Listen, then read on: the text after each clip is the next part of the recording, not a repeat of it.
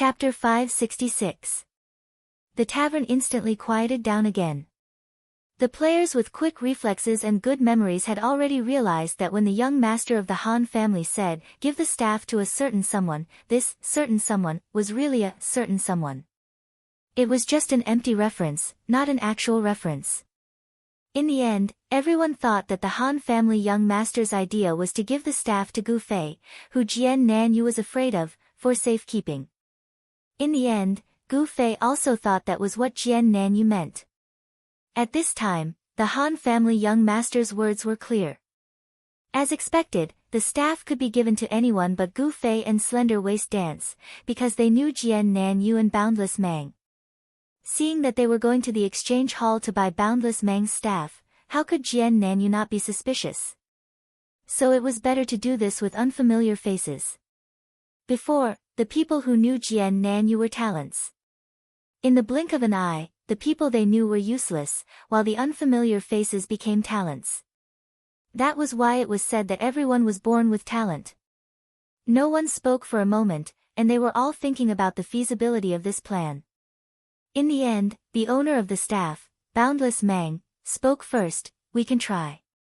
The Han family young master nodded. "After that, find someone you can trust, and everyone pool a large sum of money to give to him. He'll be responsible for buying the staff back." Boundless Mang nodded. It was easy to find someone who could be trusted. Many of Lan Yi's people were companions who had been with her in Moonlit Night City. Although everyone had split up, their relationship hadn't faded. Picking a cleric to do this was the most suitable choice. "There's no rush. Let's go sell the staff first. Then, the others can go to places like taverns to spread the news." "News of top-quality equipment always spreads very quickly," said the Han family young master. "Yes, yes." Many people nodded and prepared to do their work. Lan Yi was extremely depressed. He thought that this grandson really didn't treat him as an outsider. He didn't hold back when commanding his brothers. What was even more infuriating was that his brothers didn't have a stance at all. He had never seen them so obedient before. "Then I'll go and sell the staff now." He stood up in a daze. She was afraid that she would be attacked by Jian Nanyu if she acted alone, so she went to the auction house surrounded by a group of people. He didn't know whether to laugh or cry. Even when he was in the limelight in Moonlit Night City, he didn't bring such a big group of people with him. In the auction house, Boundless Mang consigned her ideal magic staff for sale. The price was set at 1,800 gold, which was 200 gold less than the market price that Brother Yu and the other experienced players had estimated at 2,000 gold. It was said to reflect a kind of eagerness to sell. However, the problem was that if he was in a hurry to sell it, he should set a fixed price. For example, he could directly set a price of 1,800 gold. That would be even better. However, he obviously didn't dare to do this, as he was afraid that someone would really buy it. No matter how high you set it, you would still be afraid. Because the world was so big, there were a lot of idiots. As a result, everyone saw him as someone who was anxious to make a move, but was also unwilling to do so. Done. After finishing her work, Boundless Mang turned around and said to the group of people behind her. 24 hours? Han family young master asked. Yes. It's 7:37 now. Everyone will meet at 6:30 tomorrow to make some necessary arrangements. Han family young master announced.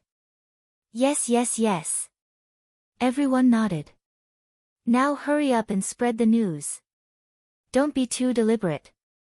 Han family young master waved his hand. Instantly, half of the people dispersed. Lan Yi was once again depressed. In his heart, he was thinking that after this matter was over, he would give these brats a good lesson in ideology and make them deeply aware of who their boss was. This group of impatient brothers was very efficient. The news of a high-quality priest staff being consigned for sale in the auction house slowly spread in Whitestone City. When it came to spreading gossip, it was always good to have a start. After that, there would be professional gossip lovers to spread the news everywhere. After that, a few priest players who received the news all ran to the auction house to take a look. Of course, the ideal staff did not have an undeserved reputation. Just its ordinary attributes were stronger than the staffs used by most priests. Moreover, the skill, mana sacrifice, was simply a skill that could recover mana. Currently, priests could only recover HP. With this staff, not only could it recover HP, it could also recover mana. How cool was that? One had to know that having no mana or HP at a critical moment was equally fatal. Although the price of 1800 gold made many normal players stop, those who knew the industry knew that this price was already considered low. It was definitely a bargain to be able to buy it. However, seeing that there were so many priests gathered in the auction house, everyone could guess why they had come. As a result, those who had no money in their pockets looked at the staff and drooled. Those who had money in their pockets saw that there were many competitors and were in no hurry to make a move. This staff did not have a maximum price, so it was completely meaningless to bid now. Wait until the last 10 minutes of the 24 hours, or even the last minute, when the competition would be the fiercest. After those who knew the time, they had already turned around and left. Instead of wasting time here, it was better to use this time to raise more money. Looking at the situation, this staff might not even be able to be bought for 3,000 gold. No, it might even be 4,000. 5,000.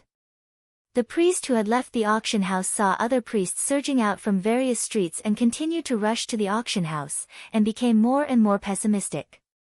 This was the true value of an exquisite equipment.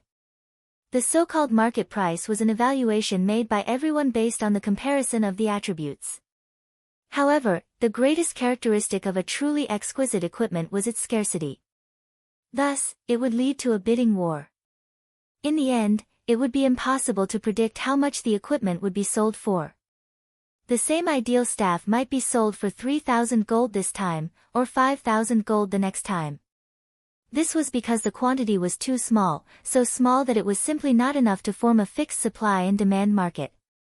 Every time it appeared, there would be a new market, so how could there be such a thing as a market price? The market price that the players spoke of was actually a synonym. It had different meanings at different times. For ordinary equipment, the market price could be understood as the highest price. For truly exquisite equipment, the market price could be understood as the lowest price. At this moment, a large number of priests were heading to the auction house to look at equipment. After looking at it, some of them forgot to go home, while others seized the time to start raising money. The resulting chain reaction was that the players who were used to leveling in random parties discovered that there were surprisingly few priests tonight. At the main city gate, this was the most common area for random parties. Groups of players stared at each other, all because there were no priests in their party, so they couldn't set out to level. What's going on? When these leveling armies asked around, it naturally became a new wave of news spreading. The auction house has consigned an exquisite priest staff for sale. It's called the Ideal Staff, and it has regeneration skills. This message quickly spread throughout Whitestone City. The Ideal Staff. Yi Xiaowu and Broken Arrow heard this news at the same time as they were in the tavern. What? Broken Arrow still didn't know that Yi Xiaowu had been instigated by Silvermoon to buy this staff. This staff has a skill called Mana Sacrifice. It's currently one of the few mana recovery skills. Yi Xiaowu said. Sounds very useful. Broken Arrow said. Very useful. Yi Xiaowu said. Let's go take a look. Let's go. The two of them went to the auction house together. At this time, it had already been 3 hours since Gu Fei had logged off. It was the dead of night, but there were still many priests in the auction house. There were tens of thousands of priests in a main city. People constantly received the news, and people constantly rushed over. The auction house had never been so lively before in Whitestone City. There were many auction tables in the auction house, but at this moment, none of them were empty. In front of each table, there was a group of priests. Yi Xiaowu and Broken Arrow looked at each other, then chose a table with fewer people and squeezed in. On the auction board, the ideal staff, was impressively listed at the top. Although the majority of players who wanted it calmly waited until the last moment to bid tomorrow, there were also some who casually opened their bids. At this moment, the price had already jumped to 2,217 gold, 58 silver, 40 copper. There were rules for raising the price of items in the auction house. The lowest bid was 10 copper, and there was no upper limit. However, when someone raised the price by more than 10 copper, the lower limit would be refreshed. Yi Xiaowu looked at the current limit. It had already been raised to 1 gold. And in the blink of an eye, the price jumped again, jumping to 2,218 gold, 58 silver, 40 copper. This looks like it won't be easy to get. Broken Arrow looked at the surging priests around him, wiping his sweat. Yes, looking at this situation, buying it isn't just a matter of money. You need a bit of luck. Yi Xiaowu said. That's not necessarily true. You can directly send in 10,000 gold right now. I don't think anyone will raise another 10,000. Broken Arrow laughed. There's no need. Yi Xiaowu also laughed. I've already bought one for 4,000 gold. Oh. Where? Broken Arrow asked. The Silvermoon gang contacted him. Yi Xiaowu said. That brat, is he reliable? Broken Arrow said. What? Is he going to use a fake to trick me? Yi Xiaowu laughed. At most, he, as the middleman, will get a few hundred gold. But look, even if he gets a little sweet, 4,000 gold is still considered cheap. If this continues to rise, there shouldn't be any suspense about it exceeding 4,000 gold, right? There's no suspense. Broken Arrow agreed, but immediately afterwards, he saw the name of the magic staff seller. He immediately said, Boundless Mang Mang. This is the wife of the previous Silvermoon. Oh. Yi Xiaowu also immediately noticed and muttered, could it be that this is the magic staff he contacted for me? It can't be. I heard that the two of them had a very bad relationship. That girl would sell anyone, but not him. Broken Arrow said. I'll ask him. Yi Xiaowu said. How many of these magic staffs have appeared in-game? Broken Arrow asked from the side. How would I know so clearly? Yi Xiaowu said as he sent a message to Silvermoon, the ideal magic staff you contacted, is it the one in the boundless Mang Mang Mang? At this time, Silvermoon was alone leveling in the wilderness with his face covered. Every minute he stayed in Whitestone City made him nervous, not to mention going to places with many people like the tavern. So when he had nothing to do, he hurriedly ran to the wilderness, specifically looking for the kind of uninhabited leveling area that was rarely visited by people. He painstakingly leveled alone. He didn't know anything about the magic staff that had already spread in the city. Suddenly receiving Yi Xiaowu's message, Silvermoon was shocked. His first thought was that Yi Xiaowu had completely sold him out. He had already said everything that he promised not to say. But this was just a thought. With just one sentence, Silvermoon wouldn't be so shocked that he would confess without being pressed. He immediately replied, Ah. One word, one question mark, but it was extremely mysterious. It did not directly admit or deny what Yi Xiaowu had asked. Every word revealed a sense of doubt, hinting for Yi Xiaowu to continue. An ideal magic staff has appeared in the exchange hall. It's being sold by Boundless Mang. Yi Xiaowu immediately explained the whole story. He speculated that Silvermoon had instigated him to buy the staff so that she could get a few $100s as a commission. He did not expect that Silvermoon had actually hired a group of robbers to attack her closest friend. Ah! It's this one. How could this woman go back on her word? She said she would sell it to me. Silvermoon pretended to be indignant and once again splashed dirty water on Boundless Mang. At this moment, he had another evil idea. In his eyes, Yi Xiaowu was undoubtedly an extremely rich person. After knowing that this was the staff, he would probably buy it from the auction house.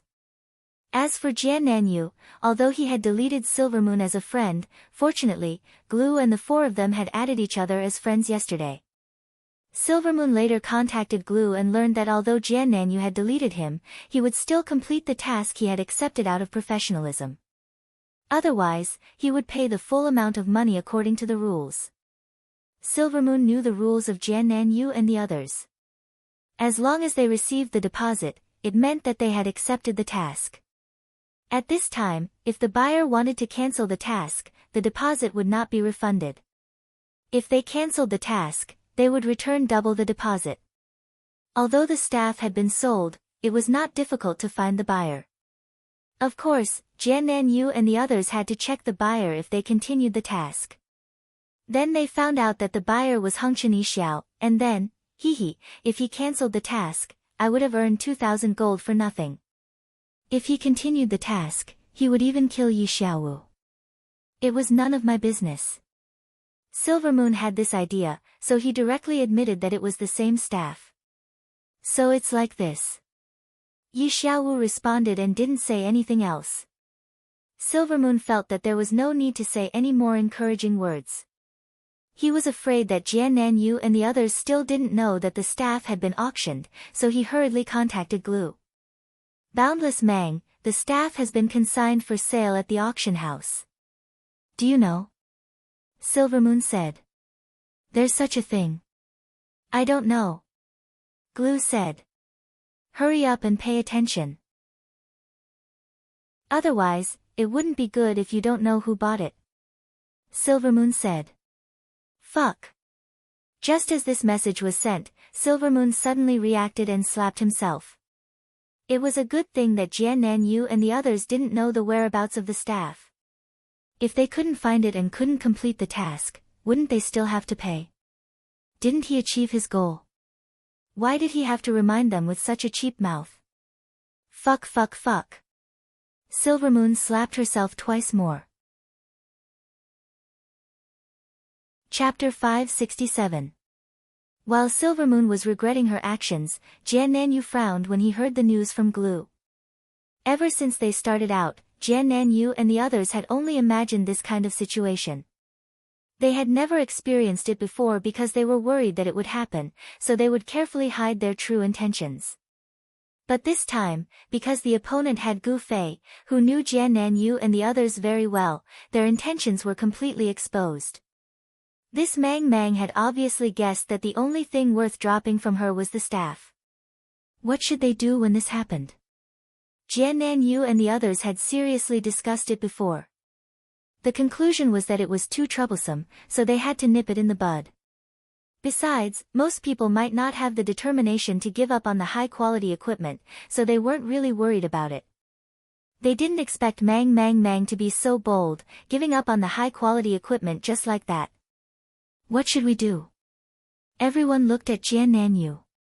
Obviously, Jiannanyu's group was much more cohesive than Lan Yi's group. Whenever there was a problem, everyone would look to their boss. I've already received the deposit. Even though it's from that trash Silvermoon, I don't want to compensate her just because we can't complete the quest. Jiannanyu said. Okay. Everyone was very supportive. When Jiannanyu came back and told everyone about it, they were all very angry. She had repeatedly doubted the professionalism of their group. This was too hurtful. Let's go to the auction house first. Huaruni suggested. Wait. Jiannanyu suddenly froze. Everyone looked at him again. Jiannanyu nodded. The 7 of them walked back from the leveling area. They passed by a few areas and found that there were fewer people leveling today than usual. Just as they were puzzled, they finally returned to the city gate of Whitestone City. It was already midnight, but the city gate was unexpectedly lively. It was obvious that something unusual had happened. However, when the 7 of them paid attention, they found that it was just random parties gathering people to level up. This situation was extremely rare. Because everyone was a random party, they didn't know each other. Not enough people. Then 2 parties would form 1 party, 3 parties would form 2 parties. It would usually be solved quickly. There was no need to wait for a long time. However, at this moment, there were so many parties waiting. Jian Yu and the others paid more attention and finally saw that all the teams were priests. Bro, what's going on? Glue went up to a player and asked. Damn, I heard that there's an exquisite priest staff for sale in the exchange hall, and all the priests have gone there. If you say you want to buy, then bid. If you don't want to buy, then just watch. What's the point of everyone wasting their time there? This person was full of complaints. Is that so? How long have you been waiting here? Glue asked. Almost half an hour. Damn it, there are still several queues in front of us. After listening to his words, Glue paid more attention and found that the teams were still arranged in order. Perhaps the arrival of the priest had caused a commotion, so now everyone was lining up harmoniously. When a priest came, a line would form, and when a priest came, a line would form. You want 2 priests? Today, this is an unrealistic fantasy. He wanted to go back and report the situation to Jian Yu and the others, but he found that they were already in chaos. The players waiting for the priests at the city gate were all anxious. When the 2 great priests appeared, they were immediately surrounded and tried to rope them in. The 2 didn't even say anything, but the others had already started arguing. Damn, what are you fighting for? We agreed to do it in order, someone shouted. Damn, 1 for each priest. Are you trying to rope them all in? There's still 1 more, and it's not your turn. It's our team's turn. Our team. Our team. It was fine if the priests came 1 by 1, as everyone had some discipline. Now that 2 suddenly appeared, it immediately caused a commotion. What hadn't Dao Xiangmu and Lin Sensen seen before? This was the first time they had experienced something like this. Being treated like a boss by so many people felt great, and they didn't understand. In the end, it was Jian Yu who spoke up. Everyone, calm down, we're a fixed team. Big brother, your team only has 6 people. 2 priests, that's too extravagant. Let us have 1. Someone saw that Jian Yu seemed to be the boss and immediately came over to curry favor. Are you joking? Big brother, we'll hire 1 of your priests, 50 gold an hour. Jian Yu didn't know whether to laugh or cry. We're busy now. What can be more important than leveling up? These people didn't give up. They were already dumbfounded from waiting for the priests. Some even went to instigate Dao Xiangmu and Lin Sensen. Brothers, I see that your team's level isn't high. Some of you aren't even level 40. What's the point of following you? Come with us. It's a 10-man team, all level 41. The 2 of them didn't speak and continued to enjoy the treatment of an emperor. They glanced at Blackwater and Flaming Shirt, the 2 noobs who weren't even level 40. You 2 bastards, say something. Jian Yu was furious when he saw the 2 of them acting so inappropriately at such a crucial moment. He shouted at the 2 of them in the team channel. The 2 of them didn't dare to continue and hurriedly explained to the people surrounding them, there's really something. Since the main character had spoken, the surrounding players tried to persuade them, but they could only leave helplessly. Jian Yu and the others didn't dare to stay any longer. They all left the area where the priests were treated like treasures.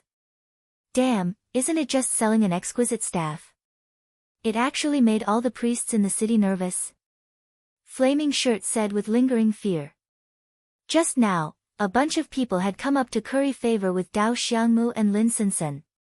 As a little mage who wasn't even level 40, he wasn't treated as a human at all. Some strength-based professions were too heavy-handed.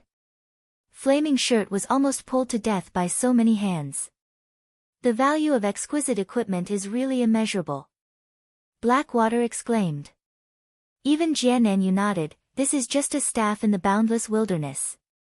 If it was Qianli's sword with unknown attributes or Silvermoon's trashy king's sword, what would have happened? TSK, we chose this profession because we have such a bright future. Glue said. Yes. The 7 of them shed tears of happiness. They were proud that they had chosen to rob for a living. The auction house is just ahead. The 7 of them finally arrived near the auction house. Previously, when Jiannan Yu and the others were busy getting out of trouble, Glue had inquired about the situation of the staff on consignment and confirmed that it was undoubtedly the ideal staff. In addition, he had also inquired about the time when the staff would be on consignment and the situation that there was no fixed price. The priests who came to the auction house obviously wanted to see the attributes and price of the staff. Jiannan Yu and the others didn't care. After arriving near the auction house, the 7 of them paid more attention to the surrounding terrain. This might be a trap. On the way, Jiannan Yu suddenly made this hypothesis. A trap. The 6 of them frowned. No matter how I look at it, I feel that the staff has caused a huge commotion. It's only been about 7 hours and it's already spread like wildfire. Don't you think it's a bit exaggerated? Jiannan Yu said. Such a high-quality equipment is indeed rarely consigned for sale in the auction house. No one knows what will happen next, Huorini said. I know that. But think about it, when such an exquisite piece of equipment appeared in the auction house, everyone who wanted it would try to block the news as much as possible. The fewer people who knew about it, the better. Therefore, the source of the news should only be those who like to gossip. With their strength, how could the whole city know about it within 7 hours? Don't you think it's a bit strange? Jiannan Yu said. It's not just 7 hours. 7 hours is only the current time. I heard that the priests started to get nervous at around 10 at night, Glue interrupted. That's even more obvious. It's only been 2 hours, yet the news spreads so quickly. I think someone is purposely spreading it. Jiannan Yu said. This isn't hard to understand. For example, the seller. Spreading the news as much as possible to let more people know, Flaming Shirt said. I heard that there's even a post on the forum, Glue said. I know it's possible, but considering the relationship between us and the seller, we have to be careful, Jiannan Yu said. What do you mean? There are 2 possibilities. Jiannan Yu raised his finger. First, the whole city knows. There's no reason for us not to know. Mang Mang is using this to send us a message. The staff isn't in her hands, so don't look for her. Everyone nodded. If that's the case, then it's good. What's more troublesome is that there's a trap within a trap. If we take this as a possibility, then we have to find out who will have the staff. Then, we have to start monitoring the NPC in the auction house the moment the auction ends. This will give the other party a chance to ambush us. This is the second possibility that we need to worry about, Jiannan Yu said. Who would have such a deep calculation? I don't know. The scariest part of this scheme is that even if we suspect it's a trap, we have to act according to his wishes. He knows that we aren't willing to take the risk of failing the quest, Jiannan Yu said. Hey, it's just suspicion. Don't make it sound so serious, Glue said. Jiannan Yu smiled bitterly. He needs our suspicion. It would be great if we were 100% serious. Then what should we do? Won't it be dangerous for us to go over now? Glue said. We won't go in. Let's observe the surroundings first, Jiannan Yu decided. At this moment, the 7 of them arrived near the auction house and walked around the surrounding streets and alleys. I didn't find anything strange. They were all experts at ambushing others. Setting up an ambush was also their forte. At this time, after walking around, they only saw clerics running around. There was nothing strange. The center of the city is wide and there are many streets. If they want to set up an ambush here, the most important thing is manpower. I don't think a guild that isn't rank 4 or above can completely lock down this area. There are only so many streets, can they defend it? Glue came to this conclusion after observing. Chapter 568. It's impossible under normal circumstances, but what if Qianli is drunk? Flaming Shirt asked. Ken and Yoshi glanced at him. He was the one who was most afraid of Qianli getting drunk. Perhaps it was because they were of the same class. Ken and Yoshi did not even dare to raise his head when he walked. Ken and Yoshi patted him on the shoulder and said, Qianli is alone when he gets drunk. He can fight against all 7 of us. Flaming Shirt said. No, I mean, we can split up. Ken and Yoshi felt that he should take back his idea. Flaming Shirt was not as afraid of Qianli as he thought. He wanted to fight against Qianli. What he wanted to do was to split up and run. But they have other forces. If we split up, we might not be able to break through, Glue said. That's why we need to sacrifice some people to stall Qianli for a while, Ken and Yoshi said. Blackwater and Flaming Shirt stood up without hesitation. The 2 of them were not LVL 40 yet, so they would not suffer any losses. Jiannan Yu's group of 7 was a true team. Every one of them firmly believed in teamwork. A strong team was the principle of true strength. Although the other 5 did not intend to be courteous with the 2 of them, they still expressed their gratitude for their sacrifice. At the same time, they felt sorry for them, but there was no other way. If it was not necessary, why would they sacrifice themselves so cruelly? The 7 of them were solemn, as if they were holding a memorial service for Blackwater and Hurani in advance. While they were immersed in their roles, Glue suddenly thought of something. His face lit up with joy and he shouted excitedly, I have an idea. What idea? A brilliant idea, Glue said proudly. That night, the topic of the mage staff persisted in Whitestone City, and as the news spread on the forums, there were even clerics from other cities who traveled thousands of miles to Whitestone City. Just this distance alone was enough to show the determination of these clerics. This had a huge impact on the priests of Baishur City. Originally, they were competing with a city, but in the blink of an eye, they were competing with the entire world. The price of the magic staff began to crazily soar along with this wave of attacks. The bidding price continuously rose. After grinding for an entire night, they returned to the auction house to take a look. The price had already soared to 3,424 gold, 58 silvers, and 40 coppers. The minimum bidding price had already been raised to 50 gold. The price had increased by so much in one night. This was definitely an unprecedented frenzy of buying. It must be known that the real time to raise the price had not yet arrived. These were just some tentative bids. Just like that, the final transaction price had already reached such a number, and the final transaction price was simply unimaginable. Motherfucker, this is what you call a real top-tier equipment. Tsubasa Sakuratsuka exclaimed. As the #1 trap technician in Cloud City, some of the equipment on him was also known as the best equipment for lurkers, but it was nothing compared to this ideal staff. The simplest example was the auction house's trade panel. Search for the ideal magic staff, and there was only one of it. Search for the name of any top-tier equipment on Tsubasa Sakuratsuka's body, page after page. This shouldn't be called top-tier equipment. It should be called rare equipment, Fireball said. You summed it up very well. Tsubasa Sakuratsuka said. He then looked at the vast expanse of land next to him and noticed that the girl's eyes were a bit blank.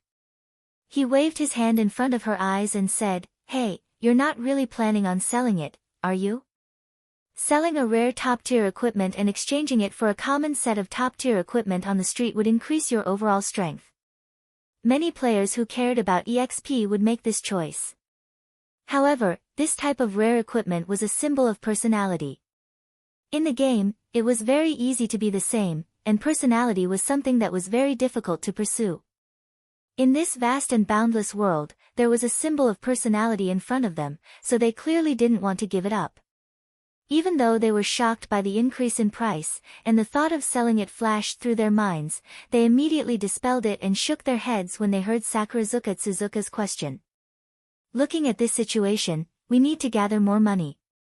In the end, we need to offer a sky-high price that no one dares to touch. Otherwise, if we keep raising it like this, we might not be able to snatch it back, Tsubasa Sakuratsuka said. Can you stop talking? Lan-e suddenly said.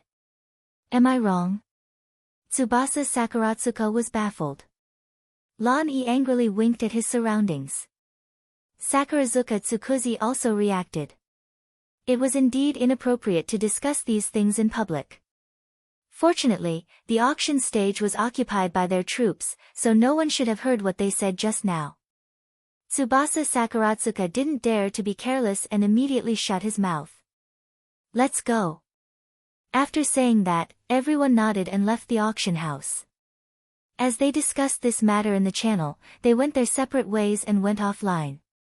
That night, when Gu Fei logged on, he immediately received a message from 100 Era's Jinglan, "I'm here." Okay. Gu Fei responded and asked where he was. It turned out that this guy had just logged on and wasn't far from the offline area. So, Gu Fei went to pick him up and asked for the location of today's gathering. It was the same tavern as yesterday, and he immediately went there with 100 Era's Jinglan. It was 10 minutes past 6.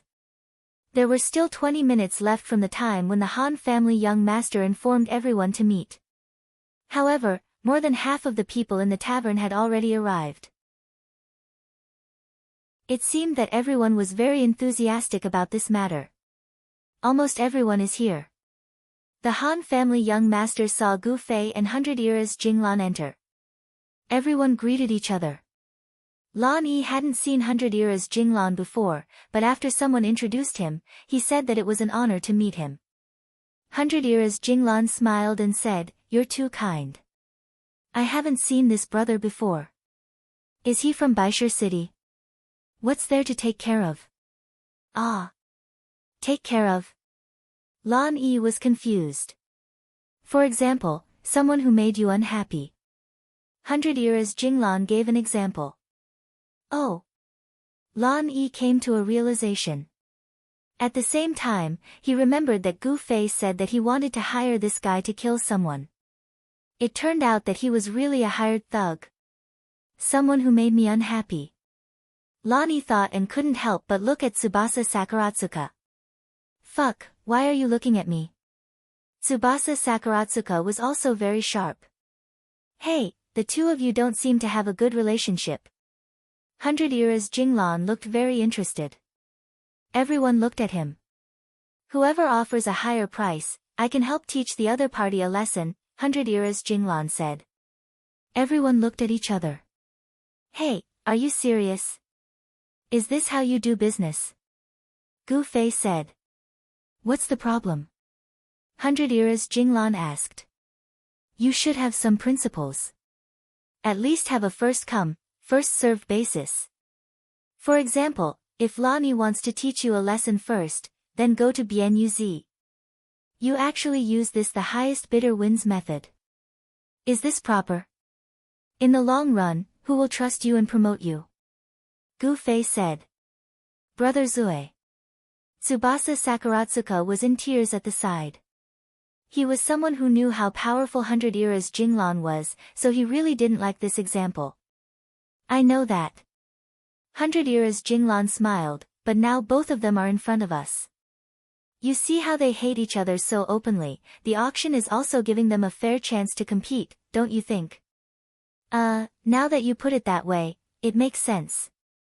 Gu Fei nodded, then waved his hand at Lan Yi and Tsubasa Sakaratsuka and said, you guys continue. Lan Yi and Tsubasa Sakaratsuka immediately acted as if they were facing a great enemy. At this time, they didn't know whether it was true or not. They were really afraid that the other party would make a bid, and 100 Era's Jinglan's fist would hit one of them. The two's eyes were fiercely fighting, and their lips were about to move. I'll buy it. Slim Waist Dance suddenly threw a money bag on the table. Oh. Which one? 100 Era's Jinglan picked up the money bag and opened it while asking. Soon after he saw the approximate number, he immediately said, this much, I can buy two together. After saying that, he began to roll up his sleeves. Lan Yi and Tsubasa Sakaratsuka were shocked. They didn't know how they offended this missy. Not them. Slim Waist Dance quickly said, it's Jian Nanyu, do you know him? Oh. Yes, it's him again. 100 Era's Jinglan said. Yes, it's him again. Gu Fei nodded. This time, it's a lot more than the last time. 100 Jinglan glanced at Han family young master. Last time, he ran around and earned a bottle of wine. And, your business is flourishing now, you're famous, and your net worth has also increased.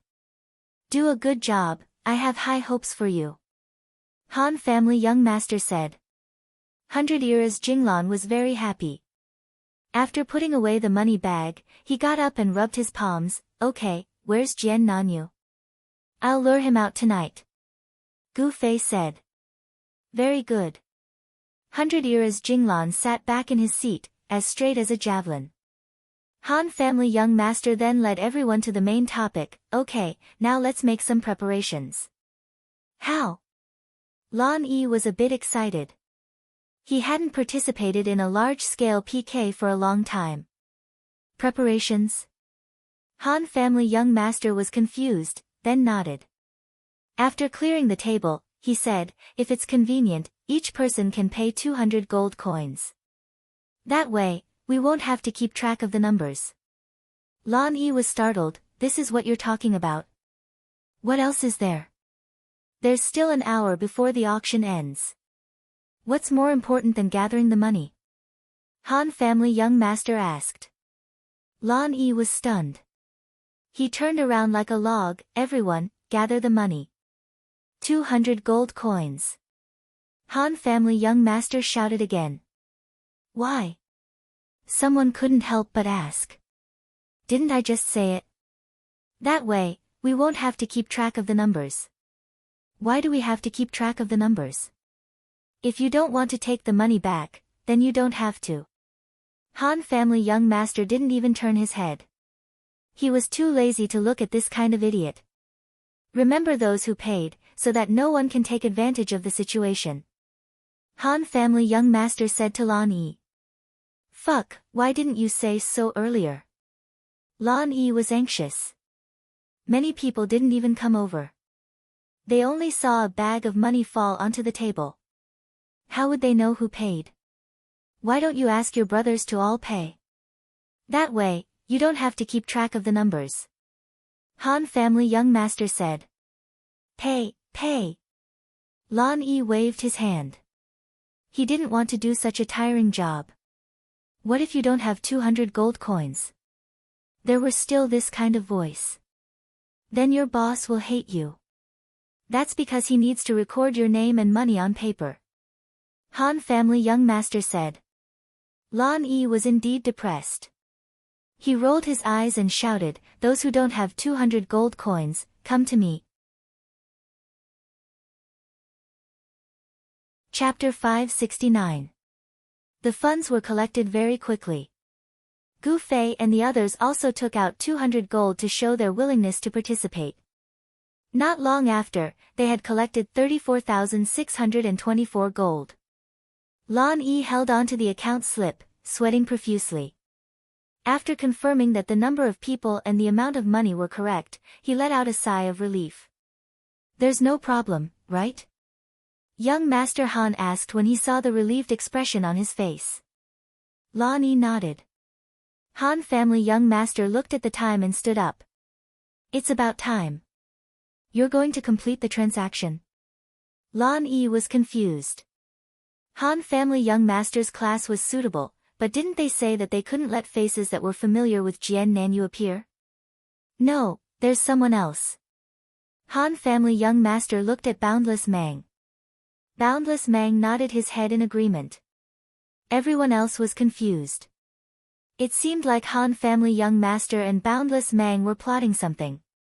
Then let's go. Gu Fei rubbed his palms together. How do we arrange people at the revival point? Do we leave a team at each revival point for the 6 classes? Lan Yi maintained the ruthless style of Moonlit Night City. Killing once was not considered killing. If they didn't block the revival point for half a month, they wouldn't know how strong they were. Whatever. Han family young master said. His nonchalant attitude made it seem like this kind of thing was useless. Lan Yi was confused again.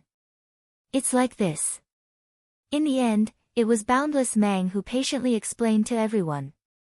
The auction has to be completed immediately, but we can delay picking up the goods for a week. So I'm planning to store the staff there. Lan Yi was startled.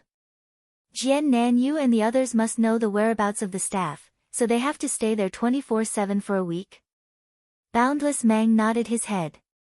So vicious. Lan Yi sighed in admiration. No wonder his position in the guild was lower than Boundless Mang even though he was the vice-guild leader. He couldn't just consider the fact that she was the guild leader's wife. Just look at the current plan. Making people waste a week was much more sinister and cruel than blocking the revival point. Does that mean we don't have to fight today? Everyone had been rubbing their palms together the whole night yesterday. They didn't expect such a situation to happen today. There's no need, said the vast Mang Mang. Aren't you going to lure Jian Nanyu out? Encyclopedic Classics did not know the cause and effect, so he did not quite understand what was going on. However, he could tell that there would not be any fights today. I didn't say that, replied the Han family young master. Bai Yanjing looked at Gu Fei, and Gu Fei said solemnly, there's a change of plans. Then, just as the Han family young master was about to say something, someone burst through the door and yelled, bad news. Lan Yi turned around and saw that it was one of his brothers. He immediately got angry. Why are you only here now? It's not like I won't return the money. Do you need to hide? No, something has happened, the man shouted. What is it? Asked the others. There are a lot of people at the auction house. The man said. Everyone waited quietly, waiting for him to continue. But after he said that, he was gone. Lan Yi was about to scold him, but the Han family young master's expression suddenly changed. Oh no! What is it?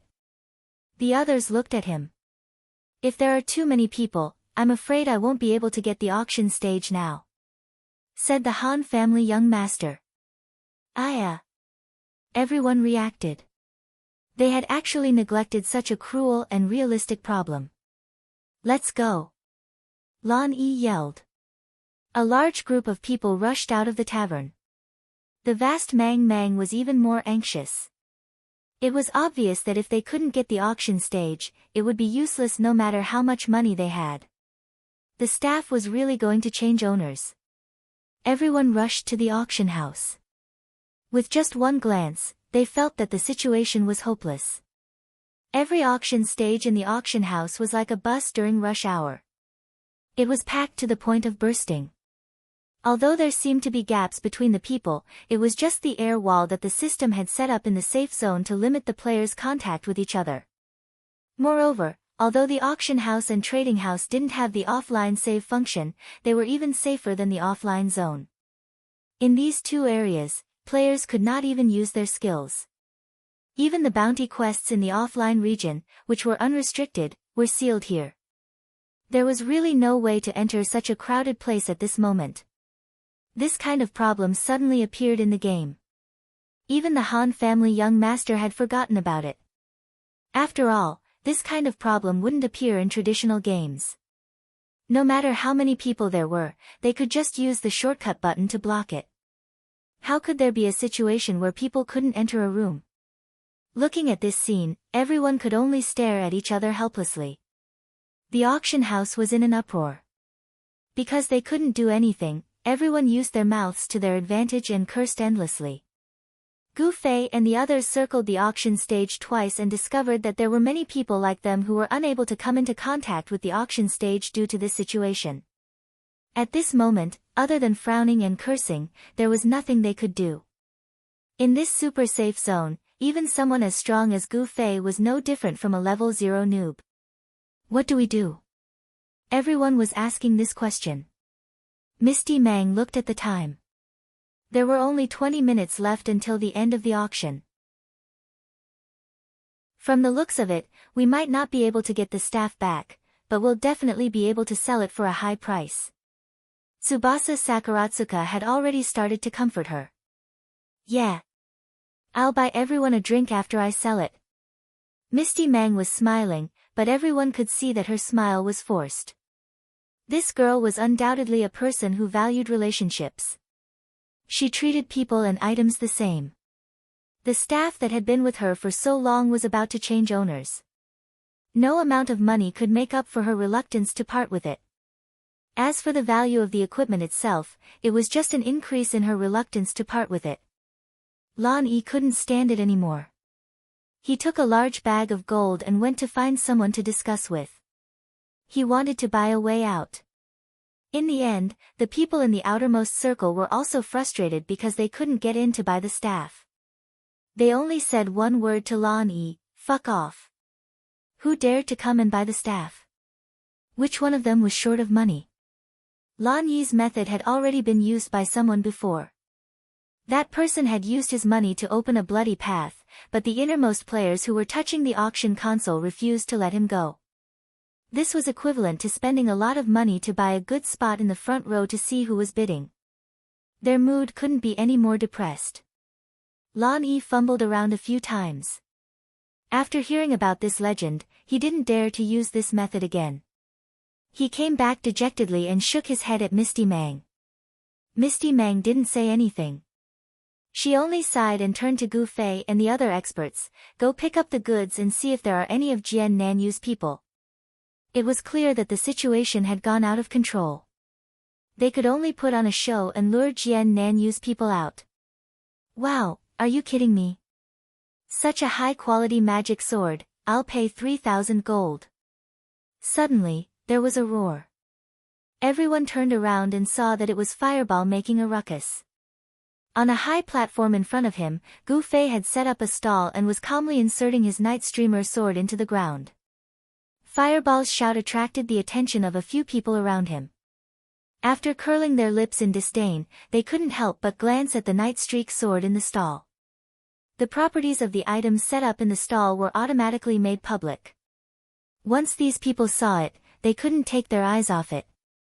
In addition, Fireball continued to shout, sell me," and attracted a few more people's gazes.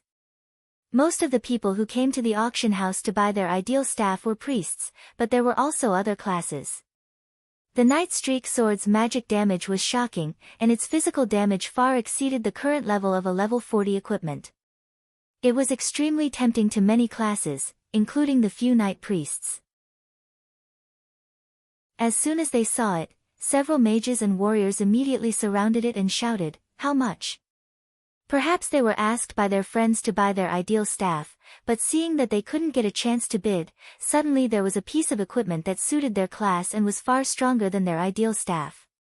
How could they not go crazy? Gu Fei immediately became excited and shouted, "I can't squeeze into the auction stage, so I'll auction it here. Whoever wants it, shout louder. 3,000, 3,000. Fireball, who was closest to the stage, continued to shout. 3,000 my ass. Someone looked at Fireball in disdain. Such a high-quality weapon, 3,000 was an insult. I'll pay 3,100. He shouted. TSK. Everyone thought he was amazing, but they only raised the price by 100 gold. 3,300, 3,400, 3,500, 4,000, the price was higher and higher. Gu Fei didn't care if there were people like Fireball who were just shouting for fun. When he heard a higher price, he immediately repeated it loudly. In a short while, the price had already surpassed the ideal staff that attracted the attention of priests all over the world. The players who were originally focused on the auction here thought that the noise around them was just a farce, but when they heard that the price had actually surpassed their exquisite equipment, they couldn't help but look back. After all, the Night Streamer was a combat weapon. The priest players could still remain calm, but the other players couldn't sit still when they saw this. This was especially true for the non-priest players who were fighting fiercely for their ideal staff. Most of them had been asked by their friends or wanted to increase their own chances of getting the staff. At this time, their purses were bulging, and a piece of equipment that was even better than their ideal staff appeared behind them. It was as if 100 claws were scratching at their hearts, making them itch. The price continued to rise higher and higher. It was much more intense than the system auction at the console, and the speed at which the price was rising was also faster. It seemed that someone was already bidding in RMB and inviting the seller to the exchange. This was an opportunity that couldn't be missed. With this thought in mind, many people finally gritted their teeth and abandoned the fight for their ideal staff. They turned around and rushed towards the swarming crowd, waving their hands and hoping that the seller would see them. Their mouths were also shouting out high prices. Some people felt that the seller wouldn't be able to hear them if they were too far away, so they took out a piece of paper and wrote a number on it, then raised it high on their weapons. Good. The brother over there has already bid 9,700. Is there anyone who wants a higher price? As Gu Fei shouted, he looked down and noticed that the priest in charge of buying the ideal staff had already seized the opportunity and, with the help of the crowd, grabbed a spot on the auction stage and gave him a thumbs up. Chapter 570. Gu Fei's goal had been achieved, and he immediately sent out a message. The person who received the message also understood tacitly.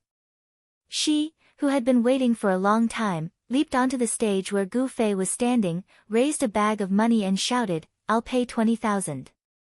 Silence reigned. Ever since the staff was put up for sale yesterday, the auction house had not been quiet. As the auction of the sword neared its end, it was supposed to be the most exciting moment. However, it suddenly became extremely quiet. It was so quiet that everyone could hear their own breathing. 20,000. Someone pinched his thigh. He wanted to know if this was a dream. Everyone's attention quickly shifted from the Dark Knight streamer to the person who bid 20,000. Red Spectre, Rogue, Female, 20,000 gold. All the characteristics matched. Everyone immediately thought of a legendary name, Slender Waist Dance. Therefore, the players who wanted to question whether this woman was a troublemaker shut up. The players who had more than 20,000 gold in their pockets and wanted to continue bidding shut up. Some players who wanted to cause trouble and bid recklessly even though they had no money in their pockets shut up when they thought of the rumors about this woman's violent nature. Everyone silently watched the woman stand high up on the stage, waving her money pouch and looking down at the players. 20,000 gold, is there any higher bid? Gu Fei spoke. He was still immersed in his character. Fuck, 20,000 gold, and you're still not satisfied? Some people started to coax Gu Fei. Some even threw trash at him. Fortunately, the super safety zone was restricted by the system. The people could only throw the trash, but they could not throw the items in their hands. Is there no higher bid than 20,000? Is there no more? 20,000 going once. Gu Fei shouted. Going twice. Going thrice. Deal. The beauty is yours. Gu Fei led the applause. No one responded. Everyone was extremely jealous. Who would be happy for someone else who had bought an exquisite equipment? Everyone watched as the two of them exchanged the items. This was the only interaction that could take place in the super safety zone. Everyone's heart was bleeding. Apart from the Han family young master and the others who knew that this was just a show, there were others who weren't paying attention to this shocking deal. Yi Xiaowu and Cutting Water Arrow immediately rushed to the auction house after learning that the ideal magic staff was being auctioned yesterday, and it was the one in the vast expanse. For the whole night and day, Yi Xiaowu was the only one who never left the auction console. Is there a need to do this? Broken Water Arrow didn't understand his madness, and he also noticed that Yi Xiaowu only bid intermittently. Most of the time, he paid full attention to the changes in the price, and from time to time, he recorded something in his notebook. If you don't do your homework, how can you have a 100% chance of getting the staff? Yi Xiaowu said. What do you mean? Water-breaking Arrow didn't understand. Look, Yi Xiaowu continued to stare at the auction panel without blinking as she explained to the water-breaking Arrow, although it shows that the staff will be put up for sale for 24 hours, it doesn't show when it starts, when it ends and how much time is left. According to the information we got, we only know that the staff will be put up for sale around 8:00 in the evening.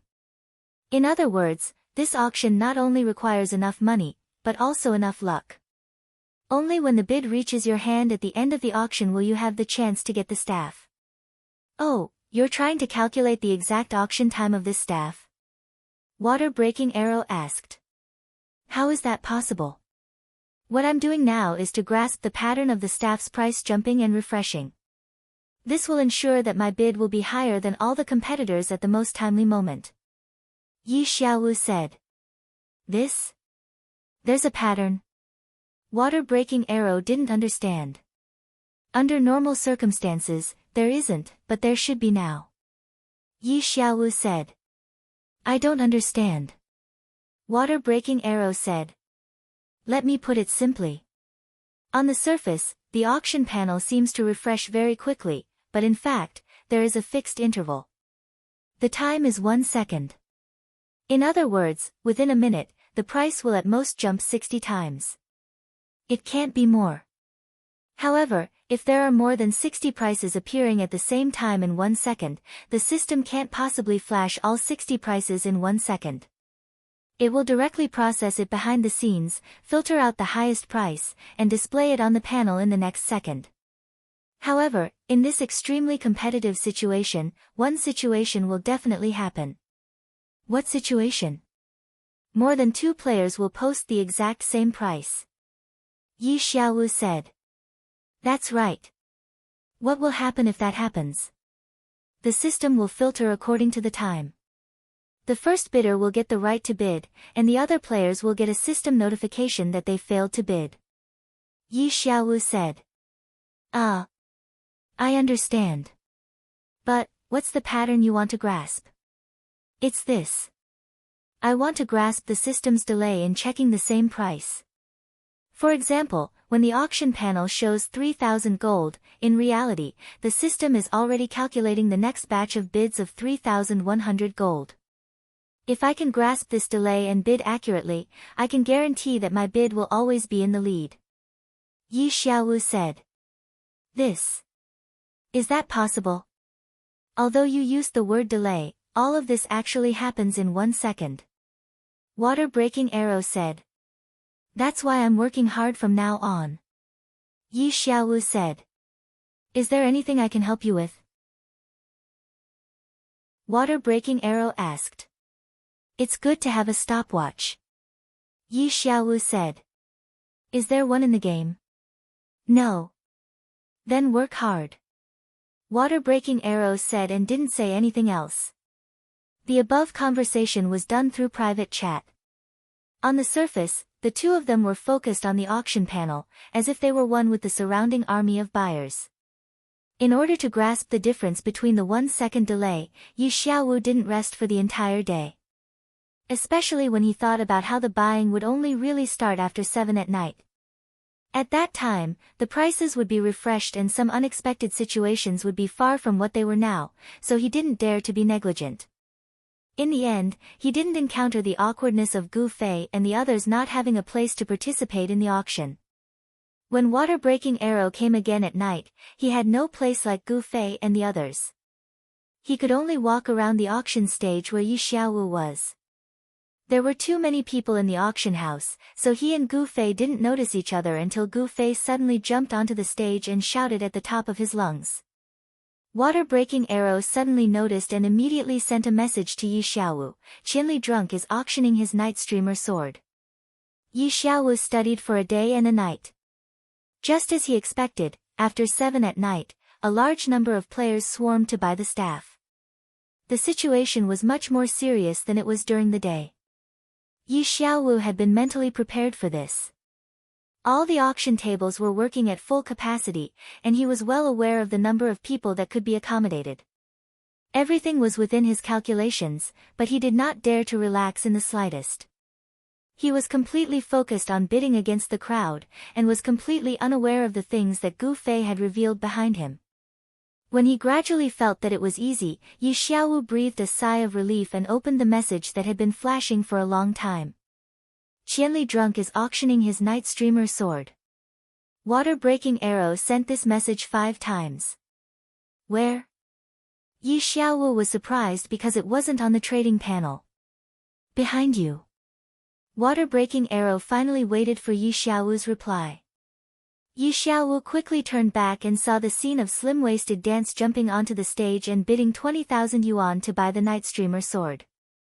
Yi Xiaowu was stunned. He recognized that it was slim-waisted Dance. Didn't she and Qianli Drunk know each other? What was going on?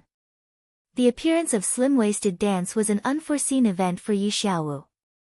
If it weren't for this scene, he would definitely bid for the Night Streamer sword at all costs. For him, the road to harmony with Gu Fei would be half completed if he accepted this super class-crossing weapon from Gu Fei. However, the appearance of slim-waisted Dance made him realize that there was a chance here, so he remained calm and collected. You don't want to continue the auction? The auction outside had ended, but Water-Breaking Arrow found that Yi Xiaowu was still absent-minded, so he quickly sent a message to remind him. Yi Xiaowu calmed herself down and continued to focus on the auction. In the crowd, Glue and Flaming Coat, who had witnessed this transaction, reported it to Jiannan and the others as important news. The terrifying attributes of the Night Streamer sword terrified Gu Fei's enemies.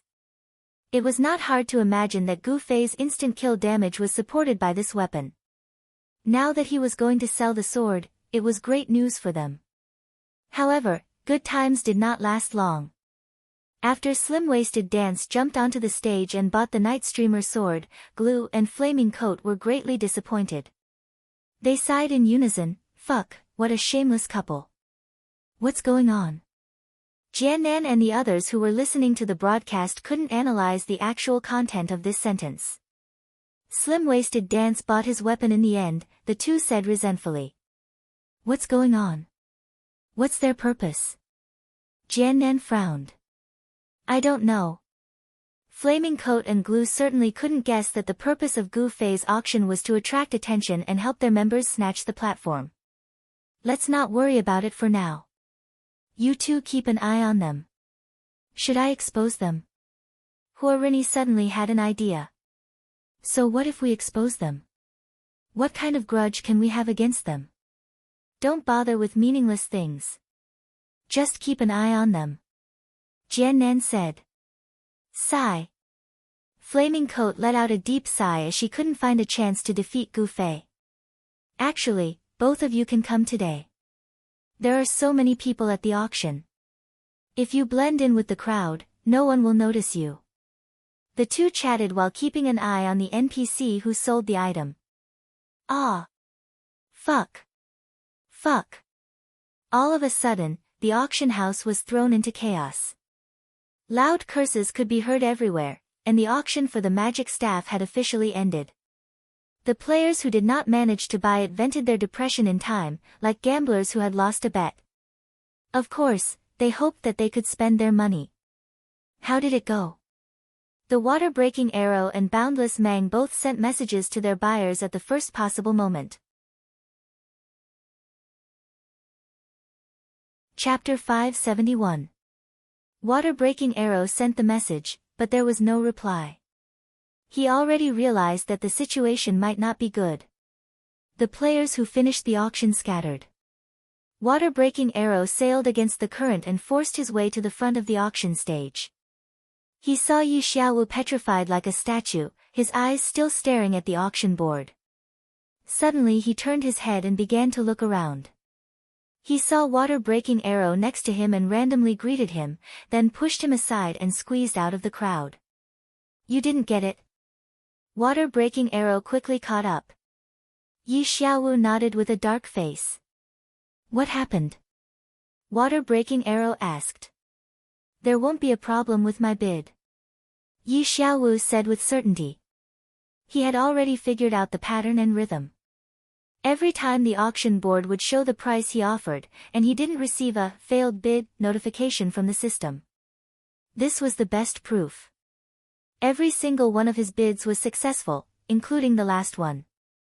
Then what happened? Water-Breaking Arrow was puzzled. There is only one possibility. In the last wave of bids, someone raised the bottom line. Raising the bottom line meant that the price was higher than everyone else. In this case, the time was no longer a problem.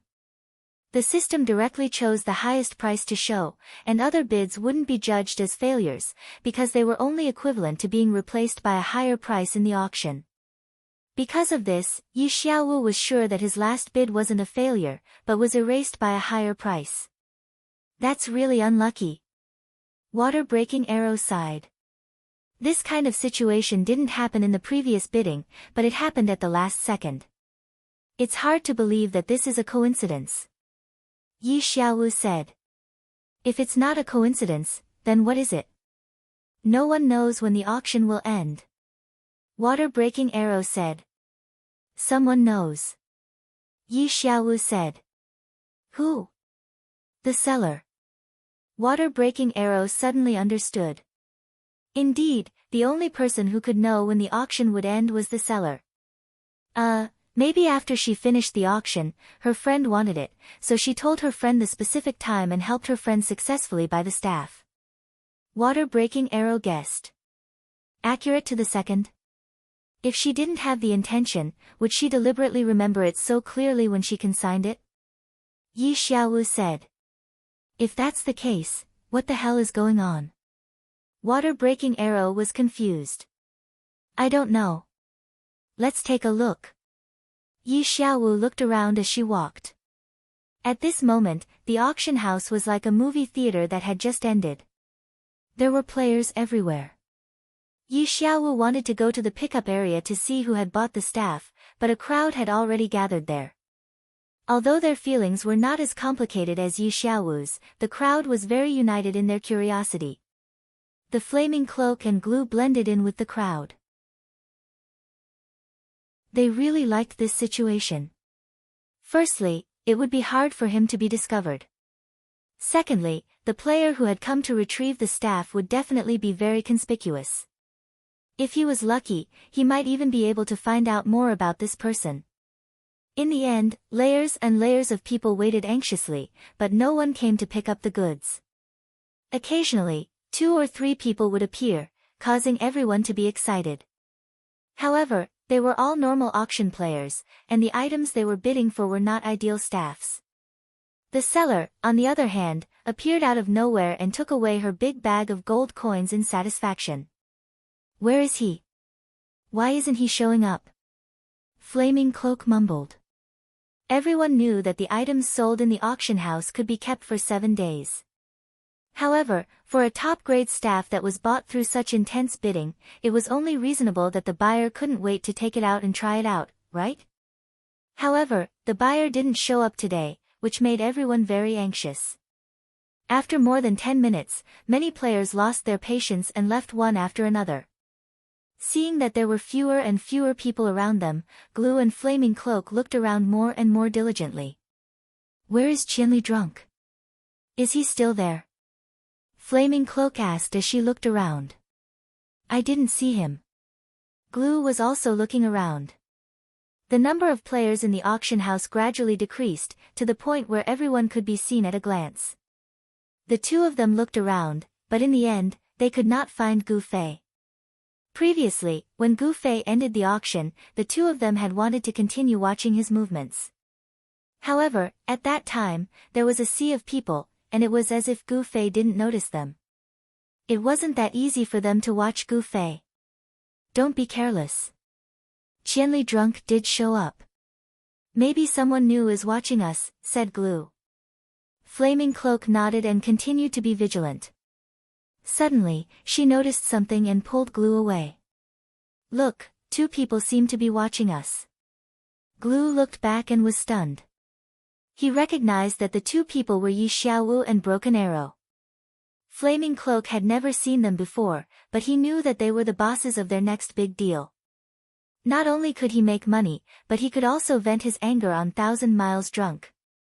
Huorini was very happy with this business. After hearing about the glue, he immediately waved at the 2 people enthusiastically. Yi Xiaowu and Broken Arrow also recognized Glue, and they walked over.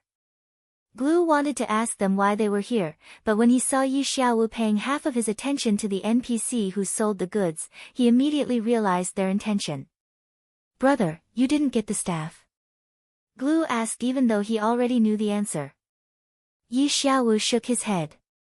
Many people bought it. It was luck, Glue comforted him. Maybe it was luck, or maybe the seller bought it, said Yi Xiaowu. What do you mean?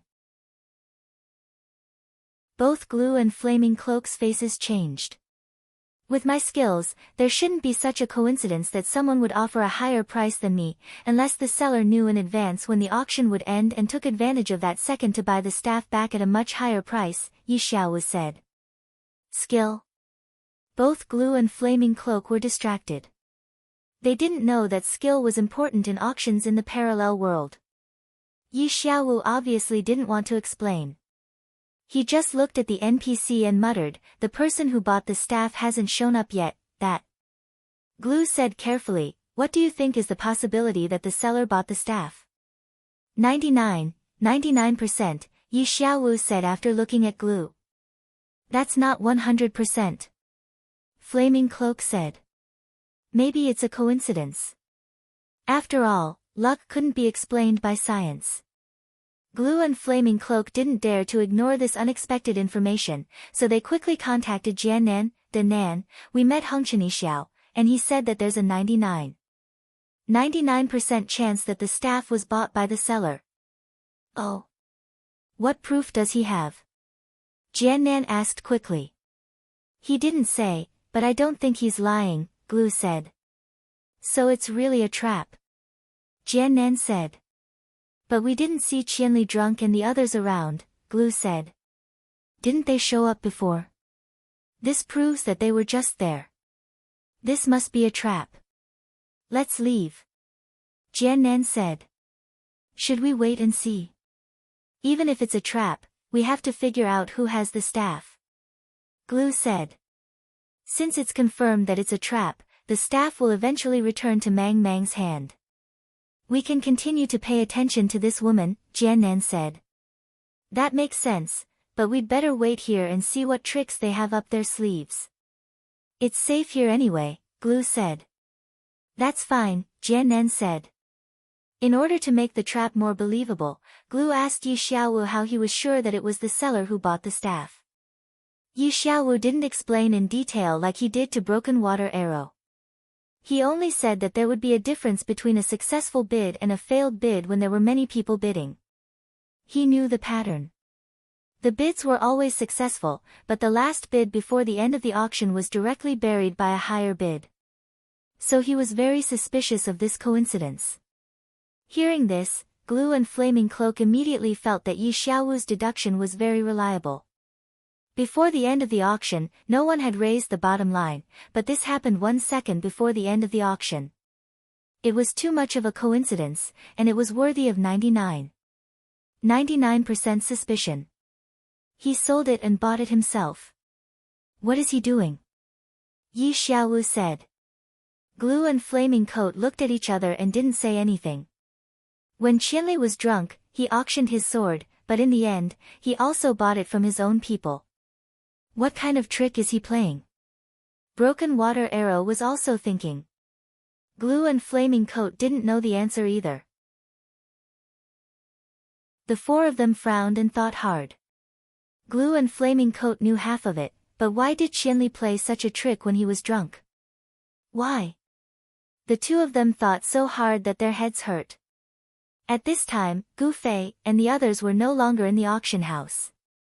When Gu Fei jumped onto the stage and started to attract the attention of most people, Lan Yi left the auction house with a large group of people. They weren't supposed to appear in the auction house, but because they suddenly realized that there would be no place to auction, they all ran over in a hurry. At this time, seeing that Gu Fei's method was very likely to work, Lan Yi hurriedly called for everyone to leave the auction house, leaving only the clerics to buy the swords. Qianli's method is very likely to work, but he will be exposed. Jian Nan Yu and the others may be in the crowd. When they see him appear at this time, they may realize that this is our trap.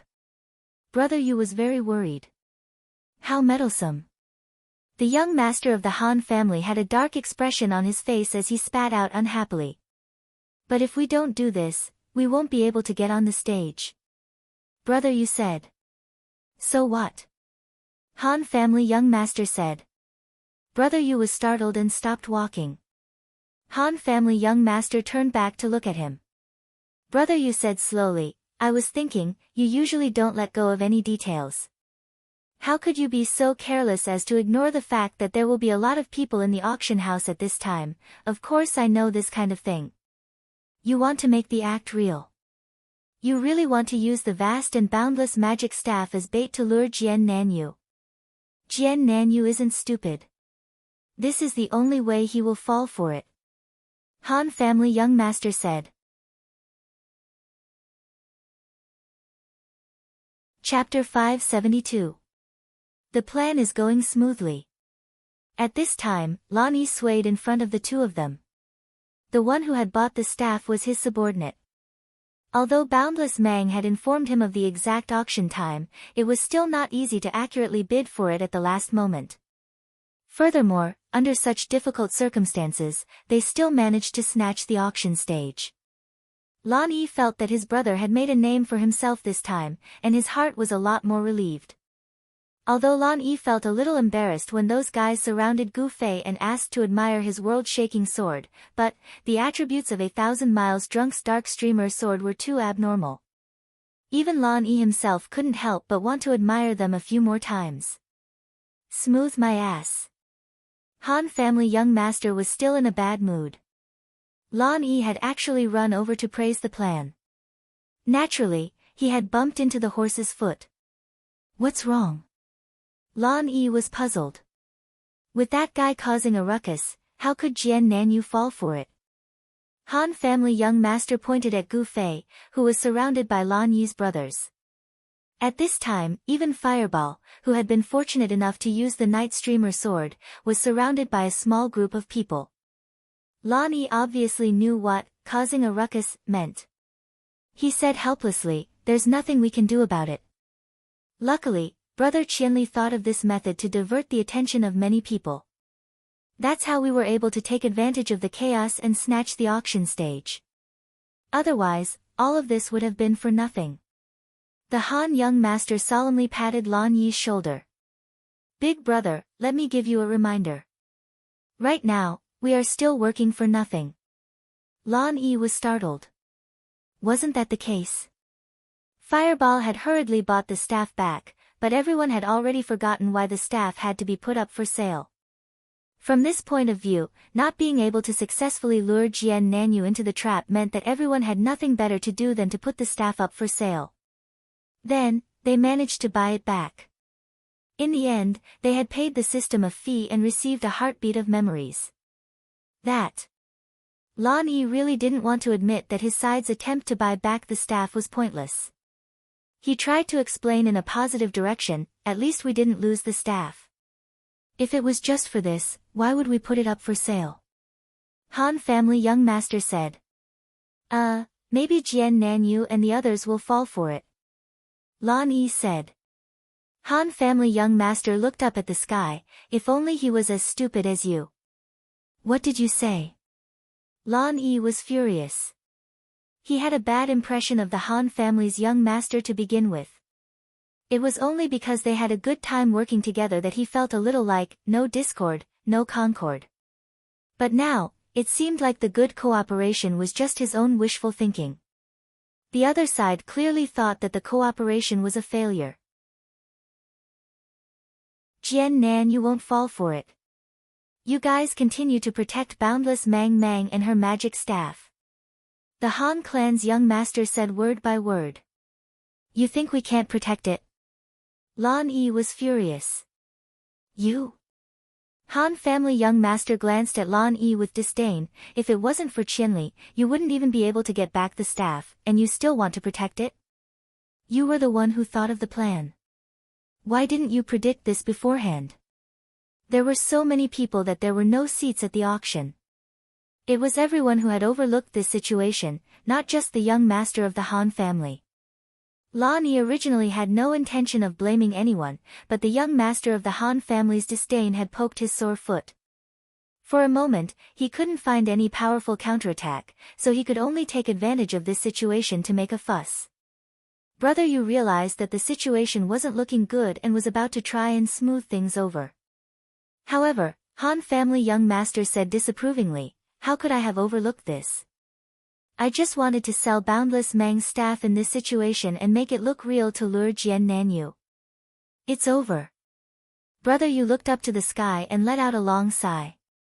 When he realized the true intention of Han family young master's plan, he had been carefully thinking that he couldn't let anyone else know about it. Who would have thought that Han family young master would say it out so casually? Moreover, it didn't seem like he was forced or impulsive at all. It was completely because Lan Yi happened to mention this matter, so he naturally said the truth. What did you say? Lan Yi was deeply stunned this time. It was obvious that the impact of this fact was quite big. The previous disdain could be treated as a quarrel between comrades, but this was enough to turn friends into enemies.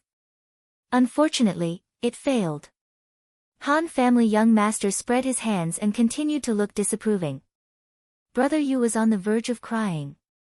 This guy's arrogant narcissism was too annoying. Why did I have to appear in this place at this moment? Where's Sword Demon? Where's Qinli? Where's Yutian? Where's Unscathed in battle?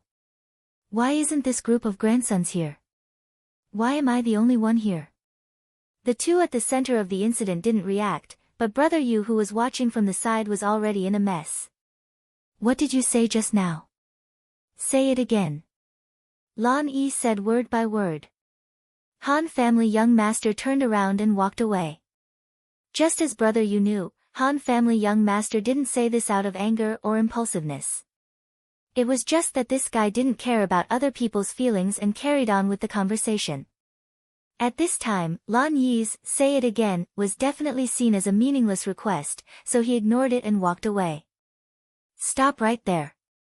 Lan Yi chased after him angrily. Brother Yu hurriedly interrupted, that. Brother Yu wanted to say, don't misunderstand, these are all words said out of anger, to help Han family young master. In the end, he thought that Han family young master definitely wouldn't agree with his good intentions.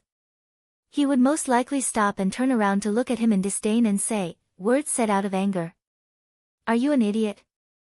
Thinking up to this point, Brother Yu actually didn't say anything after saying that twice. When Lan Yi saw this scene, he knew that everything was true. He shouted, stop, and raised his hand, chanting again. A bolt of lightning streaked down from the sky and struck in front of the Han clan's young master. Lan Yi was startled. It looked like the Han family's young master had listened to his stop and immediately stopped moving. As a result, he didn't get hit by the lightning. However, Lan Yi knew that his stop wasn't a warning at all. It was just like a casual shout in a PvP match. The Han family's young master had obviously predicted his attack. He didn't advance but instead stopped. Thus, Lan Yi's calculated spell missed.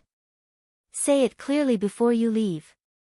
Han family young master's dodging caused Lan Yi to calm down.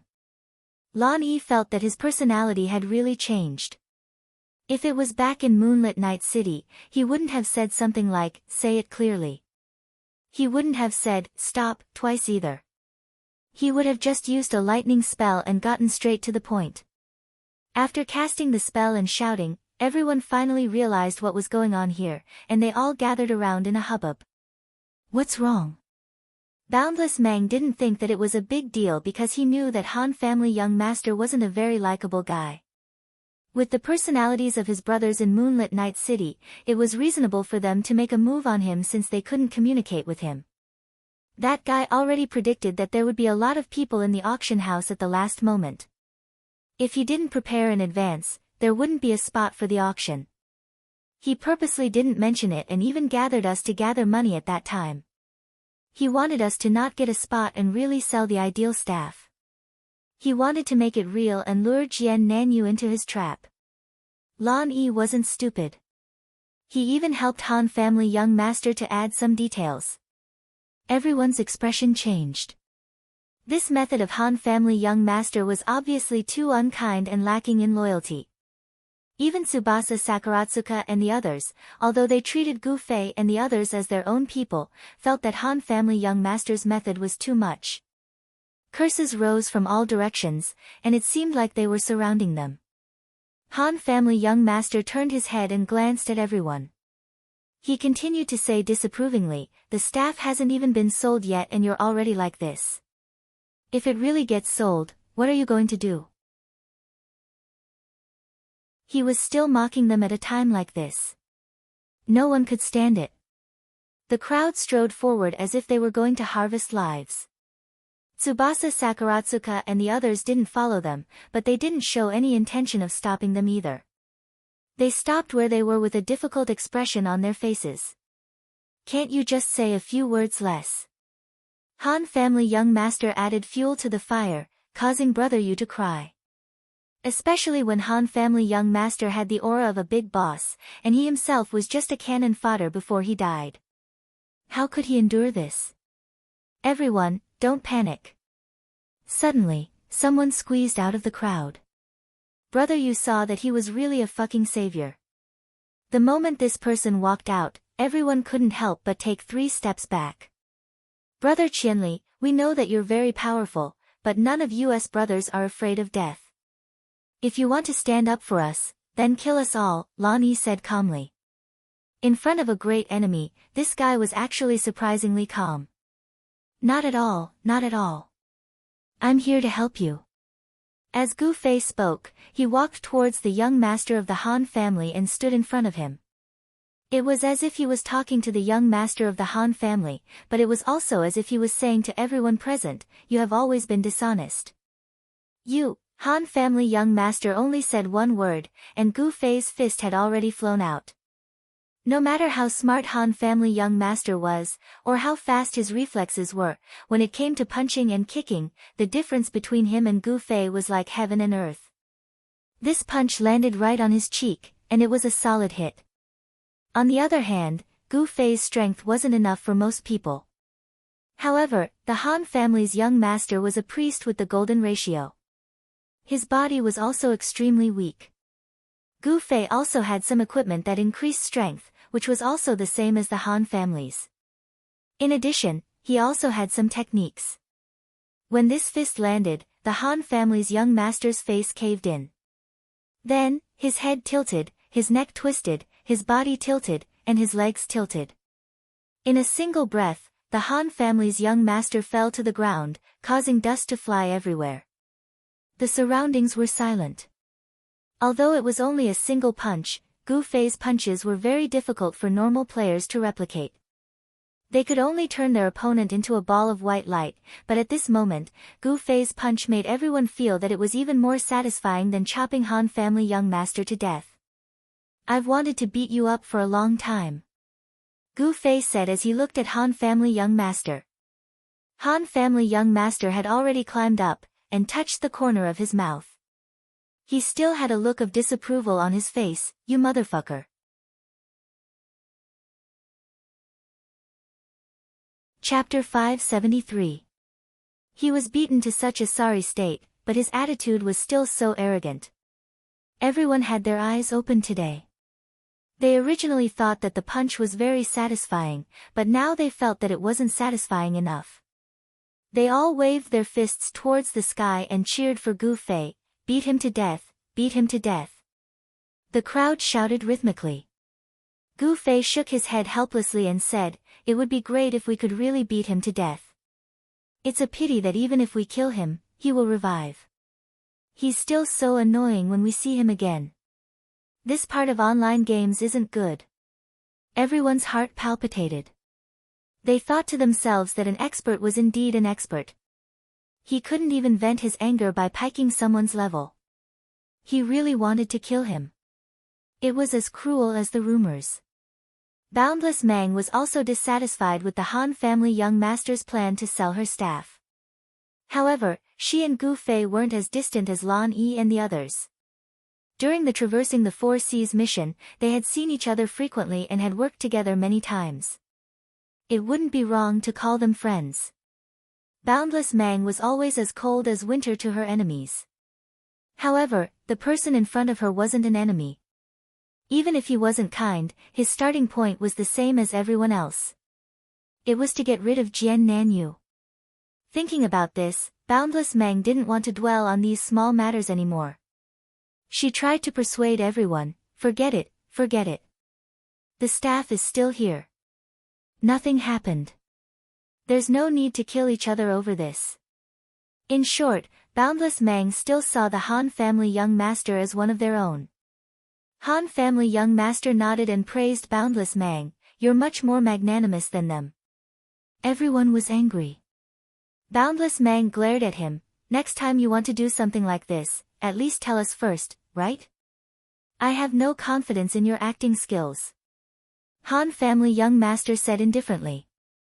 "Is that so? I think you just like to see everyone fly into a rage because of you, right?" Gu Fei gave him a sidelong glance. "As long as the plan works, I don't care about anything else." Han family young master said. Forget it, forget it. Let's leave it at that." Mang Mang suspected that if his brothers continued to listen to the Han family young master's preaching, they would most likely become irritable again. At that time, he might not be able to persuade them even if he wasn't the person involved. Thus, he wanted to quickly disperse everyone. "Don't." Gu Fei suddenly interrupted. "It's not over yet." "What?" Everyone stared blankly for a moment, and then joy appeared on their faces. Could it be that Brother Expert also felt that one punch was too little, and was prepared to do another 3 or 2 punches? Cough. "It's like this. You see, the original plan has failed, so we can only use the original method." Gu Fei said. "What kind of crude method?" Boundless Mang Mang asked. "Leave the staff to me." Gu Fei beamed with joy. "Damn, you're not purposely causing trouble, are you?" The young master of the Han family was now seriously suspecting that Gu Fei had purposely messed up the situation and ruined the plot he had designed, causing the current situation to fail. Then, he would jump out and continue with his old and broken plan. Right now, Jian Nanyu and the others might still be in the auction house. Thus, we can just hand the staff to me right under their eyes. How great would that be? Gu Fei said. Great my ass. What's the use of this kind of trick? Now that I've given it to you, you'll return it to Boundless Mang Mang the next moment. How could they not think of this? Han family young master said. It's precisely so that they won't think of it, so I won't return it for now. Gu Fei said. But their line of sight will still continue to be entangled with Boundless Mang Mang. What's the use of you holding the staff? Why don't you just directly put it in the warehouse? Han family young master said. After killing Boundless Mang Mang 5, 6, 7, 8 times, they'll eventually believe that the staff isn't on her. At that time, they'll come find me. Gu Fei said. Hey hey. Boundless Mang Mang Mang was very dissatisfied. Why was he suddenly going to be killed 5, 6, 7, 8 times? Did you see that? Han family young master spread out his hands towards Boundless Mang Mang. I only wanted to sacrifice your staff. Moreover, that's not really a sacrifice. A large amount of gold coins will go back into your pocket. This guy wants to directly sacrifice your people. He's so inhumane. Why didn't anyone stand up and beat him to death? If you sell it again, it won't be worth as much as it is now. Because no one has used it before, the value of this rare equipment is rather vague. When it first appeared, it would cause a mad scramble for it. Now that it has appeared again so soon, the price will definitely drop drastically. Those who are overly suspicious will even suspect that there's something wrong with it. Brother, you appeared out of nowhere and said with great experience. I'm just saying this out of anger. The Boundless Mang Mang was about to go crazy. What kind of people were in this circle? One was going to sacrifice his magic staff, the other was going to sacrifice his level 5, 6, 7, and 8, and the last one was going to seriously come up with a plan out of anger. You guys aren't teaming up to play with me, are you? Boundless Mang Mang really had this kind of suspicion. The three of them glanced at each other and shrugged. That's it. Jian Nan, you can look for whoever he wants. Anyway, the magic staff isn't in my hands right now. If it's stored in the auction house for a week, that brat will have to wait 10 days for the magic staff. It'll be at least half a month before I get the magic staff back. Let Jian Nan waste his energy. Disperse, disperse. Boundless Mang roared in annoyance. Too fucking ruthless. Everyone was shocked. The original plan was to store the magic staff in the auction house for a week and have Jian Nanyu wait for it. Everyone already felt that it was very inhumane. They didn't expect that Boundless Mang would be even more vicious. He directly found someone who would temporarily leave the game after getting the magic staff. This way, Jian Nanyu would have to wait for the magic staff to come back online after waiting for half a month. The 7 of them might as well be like the Calabash brothers and transform into a mountain, protecting their ideal magic staff for the rest of their lives. The victim had flipped out, and the others shrunk their necks, not daring to make a sound. Seeing the vast expanse of grass, they turned and left.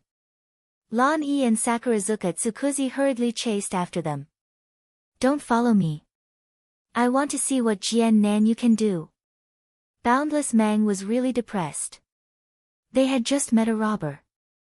Wasn't it just a game where you kill me, I kill you? It was a simple matter, but now it was getting more and more complicated. A bunch of people gathered together carefully.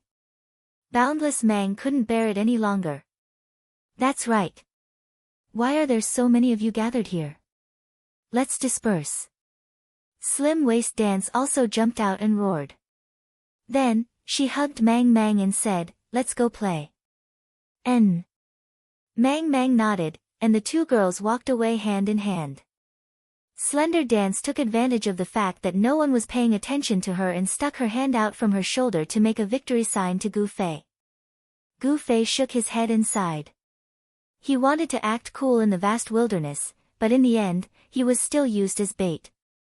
Lan Yi and Tsubasa Sakuratsuka didn't dare to chase after him, but they were worried if they didn't. They looked like they were going to die, so the more they looked at each other, the more they looked at each other. The scene was chaotic. 100 Era's Jinglin still hadn't figured out the ins and outs of the matter. He scratched his head and asked Gu Fei for advice. What's going on? Aren't we going to PK Jian Nanyu? Why are they selling staffs? Why do they have to buy their own staffs after selling them? Why are they angry if they can't buy them back? They want to use this method to lure Jian Nanyu out. Gu Fei said. Then where is Jian Nanyu? 100 Era's Jinglin's careless action of looking around seemed to be mocking this failed plan. Perhaps it's coming out soon. The young master of the Han family suddenly said. What's your plan now? When Brother Yu asked this question, he couldn't help but feel a chill. Look at how happy everyone is right now. Han family young master looked at Lan Yi and Tsubasa Sakuratsuka, who seemed to be about to start fighting. Gu Fei jumped out at the right time and yelled for the 2 groups to stop fighting. If you have the time, think of a way to protect the vast wilderness. It's not like you guys haven't seen Jian Nanyu's methods. Gu Fei said. What do you have in mind, Brother Zui? Sakurazuka Tsutomo quickly came over to curry favor with Gu Fei, showing that he was the one who was closer to Gu Fei. Him. I think he and his group of brothers want to deal with Jian Nanyu. Protect the vast wilderness. Have you guys thought about this? Lan Yi said. You're right, so I'll leave the protection to you guys. Don't relax. Gu Fei said. Pfft. Lan Yi snorted and left with his brothers. This Lan Yi is very concerned about Mang. The 2 of them are old friends. Have they been secretly in love for a long time? Yu Zai has a strong opponent. I told you, with Yu Zai's wretched appearance, how could he have a chance with such a good girl? The brothers of eternal life in the flower bush were all talking at once, but what they were discussing was completely unrelated to the matter at hand. However, it was clear that Tsubasa Sakuratsuka was more concerned about this matter. The more he listened, the more shocked he became. He hurriedly bid farewell to Gu Fei and quickly left. Although Lan Yi and his group were walking in the opposite direction, they had the same destination. It was only a matter of time before they met. The large group had already dispersed, leaving only Gu Fei, Han family young master, Brother Yu, and Bai Shi Jingluan. What is the plan? Brother Yu increasingly felt that Gu Fei and Han family young master were doing things step by step. They purposely made everyone quarrel and part on bad terms. Han family young master said. Huh? Brother Yu was puzzled. It's just to let Jian Nan you see that our plan is a complete failure. Han family young master said. What do you mean? But his concept of failure is different from ours. Our failure is a good thing for him. Han family young master said. You mean to let Jian Nan you think that we made a mistake and really sold the staff? Brother Yu said. Han family young master nodded. Since we failed to make it real, we can only pass off the fake as the real thing. Then Qianli's punch was also part of your plan? Brother Yu asked. Han family young master smiled bitterly. He was hinting to Gu Fei that he could Photoshop a few people to make the dispute look intense, but he didn't expect Gu Fei to punch him. I was serious. Gu Fei actually explained to him. I really wanted to beat you up for a long time. Gu Fei said. The Han clan's young master nodded. I meant what I said. Which one? Gu Fei was puzzled. He didn't remember Han family young master saying any important lines. Fuck you. Han family young master repeated.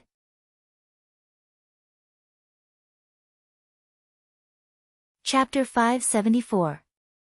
Brother Yu lowered his head and pondered for a while, but he was still confused. He looked at the Han family young master and said, Can you explain in detail, clearly, and without hiding anything? Isn't it clear enough? The Han family young master was the type who would die if he didn't look down on others, not to mention that Brother Yu had delivered himself to his doorstep. Brother Yu, on the other hand, was the type who would die if he didn't know the truth. For the sake of the truth, he had no choice but to accept it. Listen, this was originally a trap, as you all know. It wasn't complicated, but it would definitely arouse the suspicion of Jian Nanyu and the others. If they suspected it was a trap, what should they do? Avoid it?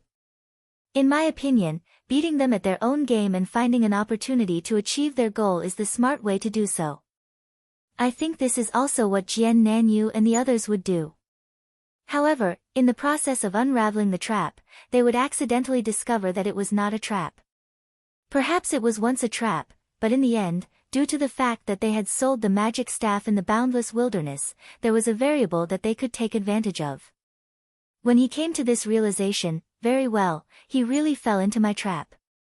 Therefore, it's not a big deal that Qian Li's stupid actions aroused the suspicion of Jian Nanyu and the others. The first part of this trap doesn't need to be suspected at all. It's a pity that his idiocy still allowed Boundless Mang to buy back the staff. This way, the second part can't continue. Jian Nanyu knows everything and can beat him at his own game, but we can't do anything about it. Which side are you fucking on? The Han family's young master looked down on Gu Fei as he spoke. However, Gu Fei wasn't listening to him at all. He was waving his hands and gesturing something with Bai Shijing. The Han family young master glanced at them, and his expression became more and more unsightly. Gu Fei seemed to be communicating with Bai Shijing about the punch he just threw at him. Bai Shijing had an eager expression on his face. Let them suspect first, then dispel their suspicions. So that's how it is. Brother, you listened attentively. And it's not like you're helpless right now. Now, you're pretending to be in a dispute to deceive them into believing that the staff has really been sold, right? That's right, but compared to selling the staff, this kind of lie is only a last resort. There are too many variables in the situation. Han family young master said. What about Sword Demon and the others? Brother, you didn't notice them at first, but now he realized that he hadn't seen them since leaving the auction house. I'll have them stay at the auction house and pay attention to Jian Nanyu's actions. Han family young master said. Just the three of them. Will there be any trouble? Brother Yu had participated in the fight against Jian Nanyu's team. His combat skills were ordinary, but he had good foresight. If their team didn't have an abnormally strong person like Gu Fei, they would only have a 50-50 chance of winning against Jian Nanyu's team. If it was just Sword Demon and the other two, they would definitely be at a disadvantage. Yu Tian has long-range eagle vision and Sword Demon is stealthy. What's there to worry about? Han family young master said. What about Wushang? The auction house is an absolute safe zone. Oh, then do they have any news? Brother Yu asked. Why don't you ask them directly in the mercenary channel? Han family young master was clearly annoyed after saying so much. Brother Yu's thirst for knowledge was terrifying. Han family young master immediately saw him send a message in the channel. In the auction house, Flaming Jacket and Glue stayed behind after everyone else had left. After waiting for a while, they saw Unscathed in Battle appear. Their hearts raced. Of course, they weren't afraid of Unscathed in Battle, but they were afraid of the terrifying figure in Unscathed in Battle's team. Calm down, this is an absolute safe zone. The two said to themselves. Unscathed in Battle clearly understood this, so he casually walked in their direction without putting up any defenses. The two looked at each other, then looked to their side. Next to them was the NPC who would pick up the goods. Unscathed in Battle was walking in their direction. Could he be here to pick up the goods? I'm busy. In the end, Unscathed in Battle unexpectedly walked in front of the two and spoke to them in a casual tone. The two didn't know how to reply. They were immediately at a disadvantage. Don't wait anymore. The buyer of the staff won't appear today, Unscathed in Battle said. Why? Flaming Jacket blurted out because he was impulsive. He was obviously not the shrewd type. Ha ha ha, I'm actually bluffing. Maybe he will appear. You guys better wait patiently. Unscathed in Battle said. The two gritted their teeth. They hated the fact that they were in a safe zone. Where's your boss? Unscathed in Battle looked around. Where's your boss? The two asked back. My boss is me. Don't you know? Unscathed in Battle said shamelessly. We're all warriors, and we're both bosses. Help me ask him out for a duel, Unscathed in Battle said shamelessly. I don't have time for that, Flaming Jacket said. That's right. Unscathed in Battle nodded. You guys better wait here for the time being. Ha ha ha. Unscathed in Battle said. He swung his great sword and put it on his shoulder. He twisted his butt and went to look at the auction panel. He ignored the two. Flaming Jacket and Glue looked like they were suffering from internal injuries. Glue was still calm. He quickly told Jiannan about Unscathed in Battle's sudden appearance and irritating conversation. Meanwhile, Jiannan had just received news from Blackwater who tailed them. The group of people in the middle of the street suddenly quarreled and split up. Are you sure? Jiannan paid attention to the group of people because he wanted to confirm his theory through their actions. Splitting up in the middle of the street was not part of his plan. Of course. I was too far away and couldn't hear what they were talking about. But it was definitely a quarrel and they started fighting, Blackwater said confidently. Tell me the details. At first, it seemed that the priest who was with Qianli Drunk had a quarrel with the people in the middle of the street. But Qianli Drunk sided with the people in the middle of the street and knocked the guy down with one punch. They quarreled for a while, and then Mang Mang left angrily. Slim Waist Dance left with her. The rest of them quarreled for a while, and then they split into two groups and went their own ways. Only 1,000 Miles Drunk and the others were left. They seemed to be arguing about something, Blackwater reported. What's going on? Jiannan was a little confused. There's another bad news, Blackwater said. What? There's a fighter with Drunk Qianli Drunk and the others. I think he's the 100 years of experience, Blackwater said. Damn it. Jiannan couldn't help cursing. It was hard enough to deal with Qianli Drunk, and now there was the 100 years of experience. What should we do now? Blackwater asked. Who are you targeting now? Jiannan asked. Drunk Qianli drunk. Continue. Be careful. Understood. After receiving the information from both sides, Jiannan began to think about the situation with his eyebrows knitted. From the information obtained from Yi Xiaowu, he knew that this was indeed a trap set by drunk Qianli drunk to lure Jiannan and the others out. However, he didn't find any signs of an ambush when he was wandering around the auction house. Dao Xiangmu and the others who were sent out did not find any ambush at the resurrection points either. This didn't make sense. However, the buyer of the staff, Missing Man Qi, gave them an explanation. Perhaps the other party was preparing to take the staff to lure them after everything was set up.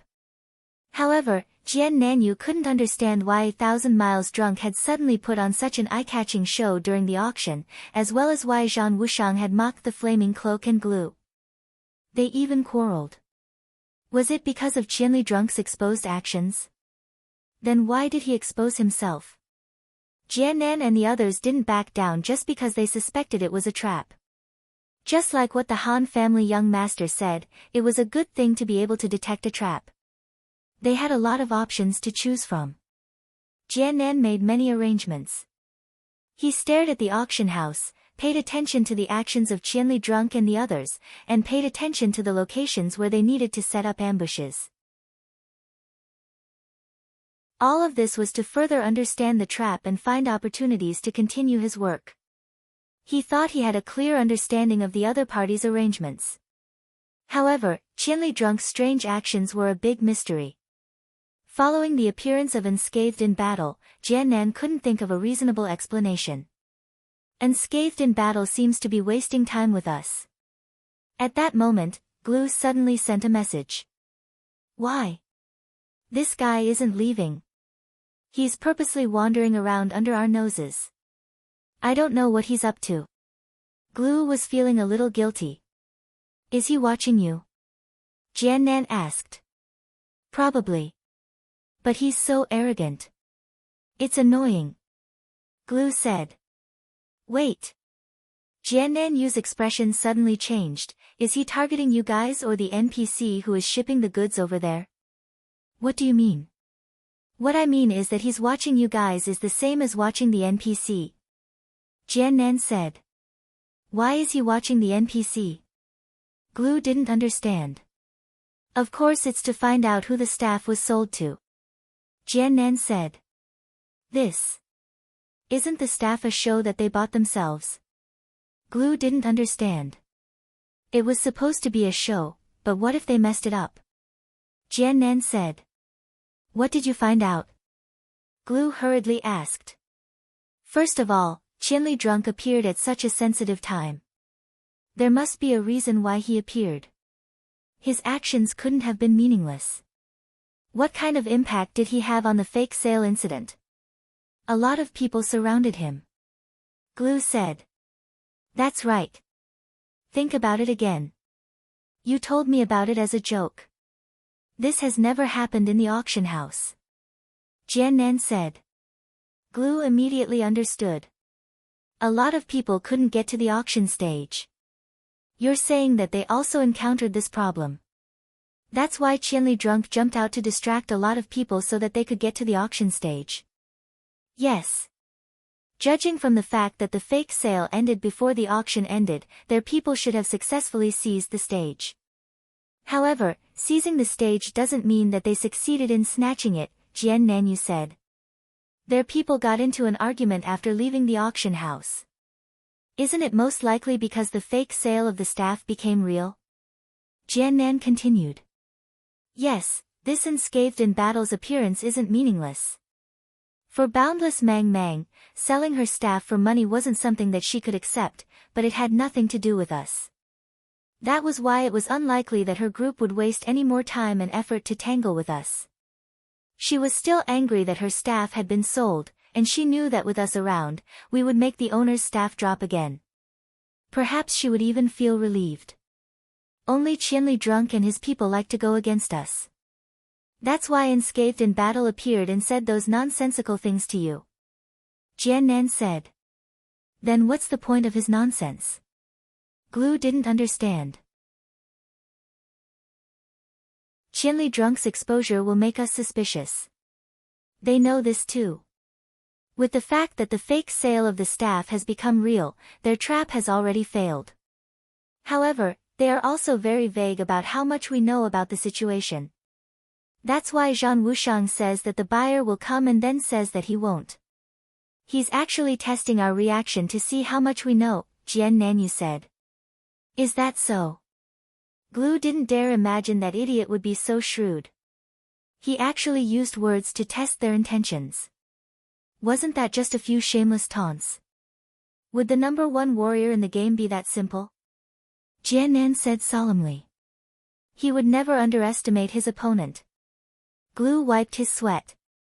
He was just thinking about whether his and Flaming Cloak's reactions had sent back some sort of message to his opponent. Then why hasn't he left? Glue asked. I said it before. Because the fake sale of the staff became real, they need to understand where the staff is sold.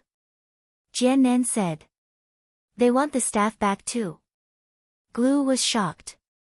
That's hard to say, but at the very least, wherever the staff appears, we'll be there. This is the same as their original intention. They just want to lure us out. Jiannan said. How tiring. Why are they so fixated on us? It's not like they've dropped any equipment. Glue said.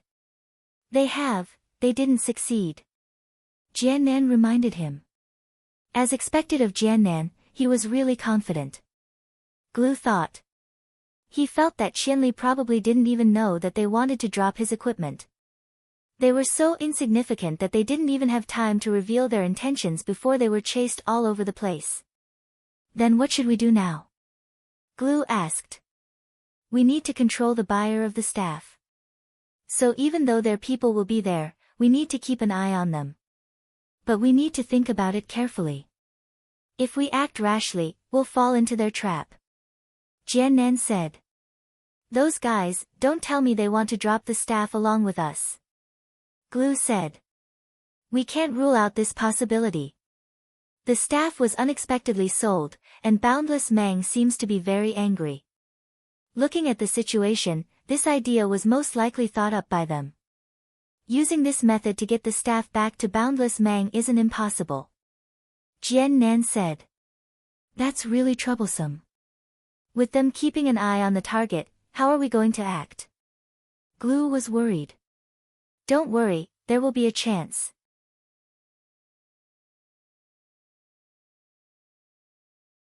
Chapter 575. In the Child Elite Group's mercenary channel, Han Family Young Master was also receiving messages from the three people who were scattered outside. I saw Jian Nanyu. But I lost him in a flash. He was very careful and professional. Yutian Xinming said. Yes, I understand. Han Family Young Master said. What do you mean? Yutian Xinming was furious. He really disappeared after turning around a street. Did you recognize which street it was? Han Family Young Master asked. In the end, it was Sword Demon who replied, it's not because Yutian has a bad sense of direction.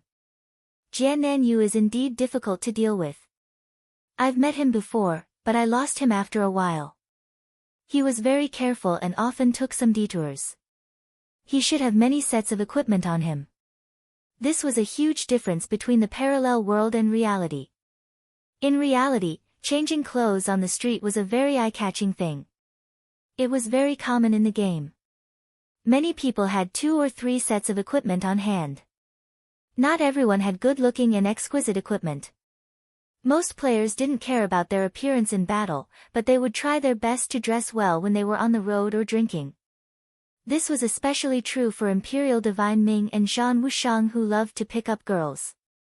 Once upon a time, Yutian Xinming actually had a set of clothes with good attributes.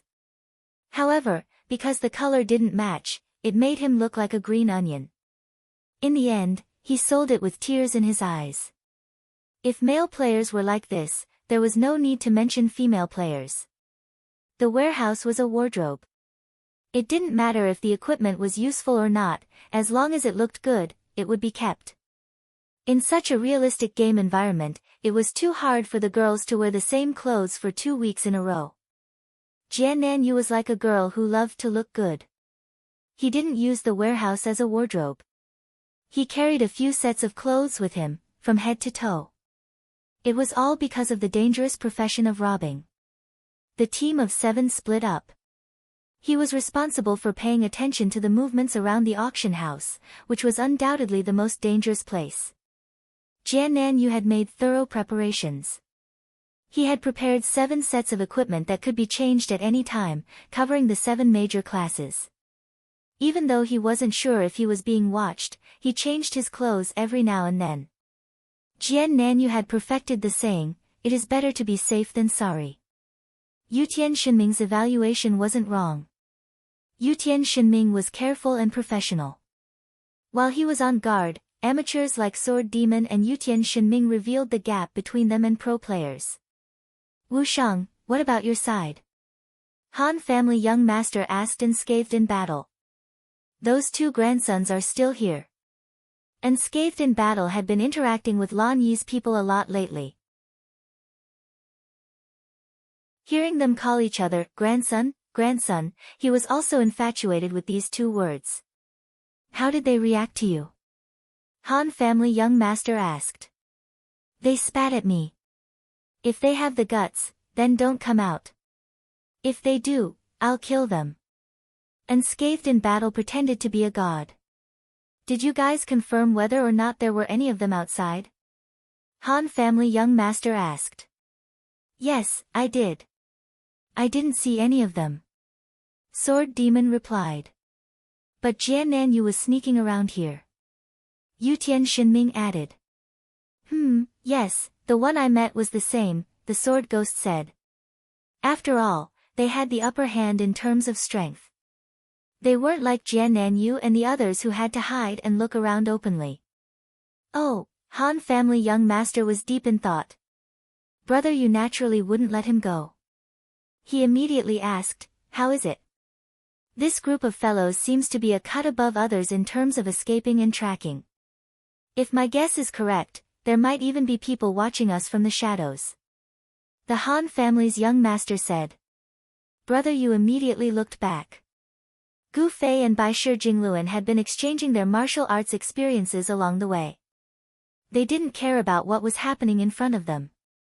When they heard Han family young master suddenly say that there were people watching them, the 2 of them looked back at the same time. Even if there were people watching us, they wouldn't be too close. They wouldn't be able to hear us. Gu Fei said. "How many meters can you sense?" Bai Shi Jingluan asked. "Around 10 meters. Gu Fei said. "So strong. I can only sense about 5 to 7 meters. Bai Shi Jingluan said enviously. "This varies from person to person." You see, the 2 of them went back to discussing their professional knowledge. Han family young master and brother Yu couldn't understand at all. Both parties were minding their own business. The auction hall was the only place where they intersected with each other. Unscathed in Battle didn't wander around blindly. He stood at the entrance of the auction hall with his greatsword. Half of him was outside the door, and the other half was inside the door. He looked at the 2 with an arrogant expression. His intention to threaten them was obvious. However, the 2 of them only glanced at him from time to time. They paid more attention to the players who went to pick up their goods from the NPC. Zhan Wushang was asking for a snub. Compared to when he had first arrived, the 2 of them were clearly much calmer now. There was even a hint of mockery in their eyes as they looked at Zhan Wushang. "How long do I have to stay here? What's the point of doing this?" Unscathed in Battle couldn't take it anymore. He was called to the auction house by Han family young master. When he asked what he needed to do, Han family young master told him to do whatever he wanted. Thus, he displayed his shamelessness. He came here to show off, but now he was bored.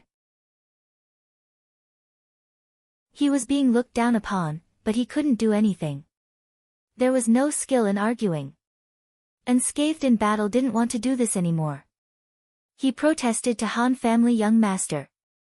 Can't you be a little more patient? Look at how professional they are. Han family young master said. There's 2 of them. Find me a beauty to accompany me. I'll let you know what it means to be professional. Unscathed in battle replied. Aren't there any girls in the auction house? Do whatever you want. Han family young master said. These words reminded Zhang Wushang of something.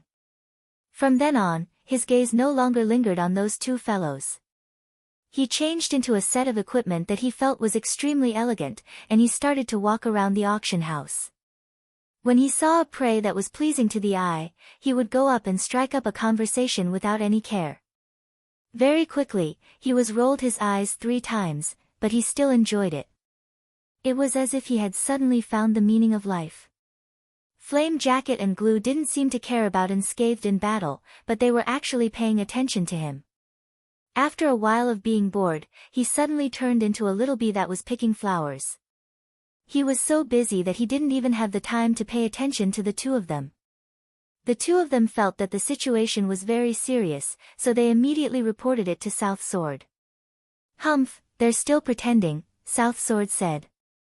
They're just pretending to be relaxed so that we can't figure out their trump card. Don't worry, I've already sorted out my thoughts. This was originally a trap to lure us out. However, when we were trying to take back the staff, we neglected the fact that there were too many people at the auction and there were too few auction tables.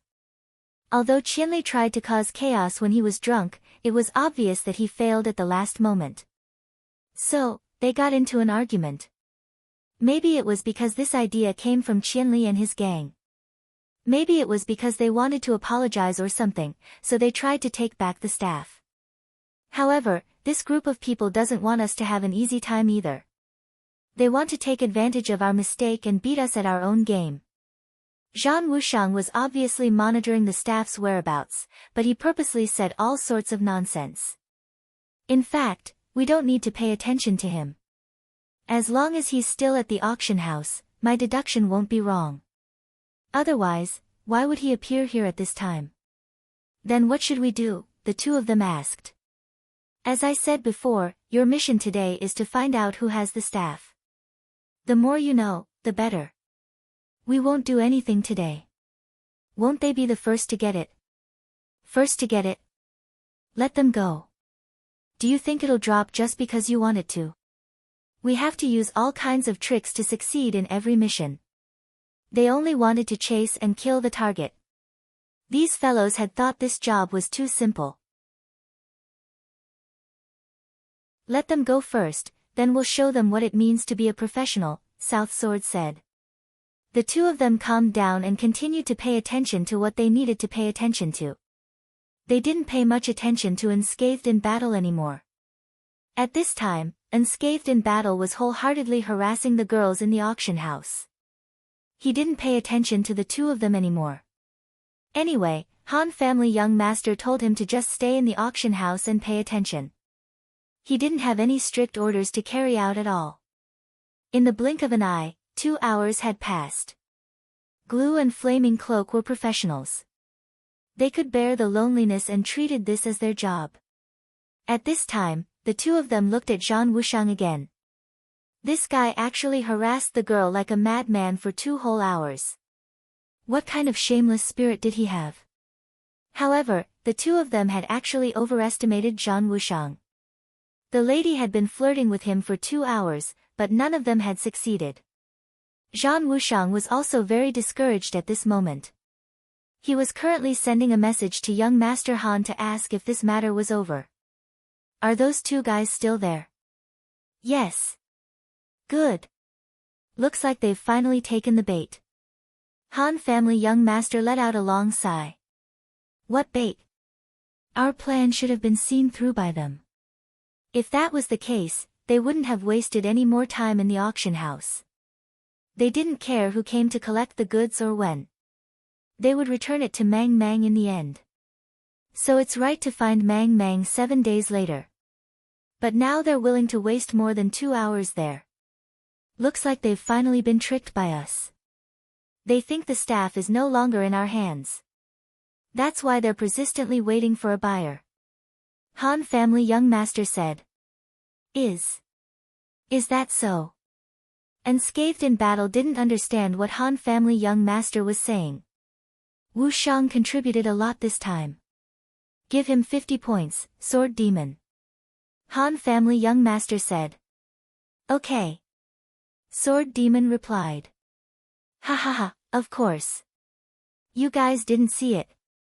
When I stood in the auction house, those two grandsons were scared, like grandsons. Unscathed in battle immediately started bragging. Then what's next? Brother, you asked. Next. Get someone to go get the staff. Since they've already taken the bait, then the situation will be easier to control. Han family young master said. That's so beneficial. If only we had done this earlier. Brother, you sighed. Compared to actually selling the staff, there are too many variables. We're just lucky that we didn't run into them. Han family young master was still stubborn. Boundless Mang, who was touring White Stone City with Slender Waist Dance, was also shocked when she received the news. What? We're going to get the staff now? That's right. Jian Nanyu and the others have already fallen into my trap. If we get the staff now, we'll be able to trigger their actions. Han family young master told her. What trap? Boundless Mang was a bit confused. The young master of the Han family gave a rough explanation. Boundless Mang was inwardly shocked. As expected of the team that had once toppled their dust guild. In a situation where their plan was almost ruined, they seized the opportunity to set up another trap. Boundless Mang felt that the destruction of their guild was not unjust. But the resurrection point isn't set up yet. Boundless Mang didn't lose her ruthless temperament. Killing people once wasn't enough. Don't set it up in advance. I suspect this guy already guessed this. Paying attention to the movements around the resurrection point is part of his plan. Han family young master said. Then what do we do? Just kill them once? Boundless Mang was unwilling. Although Jian Nanyu didn't kill her staff and didn't cause any damage to her, she had already determined him as an enemy. What I mean is, don't go and arrange the arrangements in advance. This might be seen by their eyes. But when we start to make our move, we don't need to care if they know or not. We'll make the arrangements then. There are 7 of them. 2 priests and no grandmaster of combat. You can arrange the resurrection point according to the manpower. Han family young master said. Okay, I understand. Boundless Mang felt that Han family young master's arrangements were very thorough. But as soon as she told Lan Yi, she immediately became very unhappy. You still want to believe that, kid? The plan isn't bad. When Boundless Mang said this, Lan Yi was also very surprised. He even made a bold guess. Could it be that the fellow said those words on purpose at that time, to provoke a dispute and put on a show for Jian Nanyu and the others? Boundless Mang fell into silence. This was indeed the intention of Han family young master when he said those words. But he didn't deny that he was really trying to sell Boundless Mang's staff.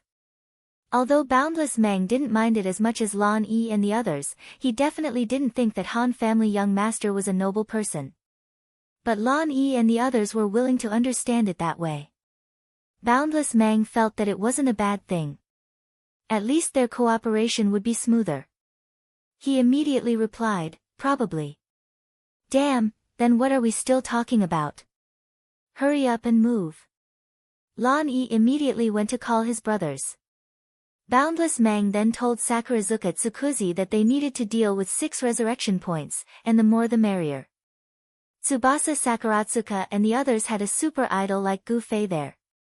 Their worries were negligible. Once they heard that they were busy, they didn't waste even a minute. Finally, they personally informed the priest who bought the staff and told him to go and collect the staff now. Now? Isn't it a week from now? The kid heard Lan Yi calling everyone to gather and muttered to himself. There's a change of plans. It's more advantageous to get the staff now. Hurry up and go. Boundless Mang said.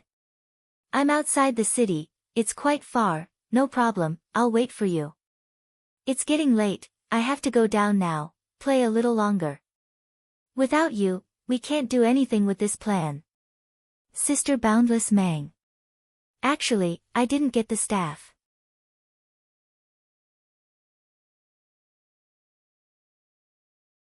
Chapter 576. What? What did you say? Boundless Mang felt dizzy when he saw the message, and he even stuttered when replying. I didn't buy the staff. Everything was difficult at the beginning.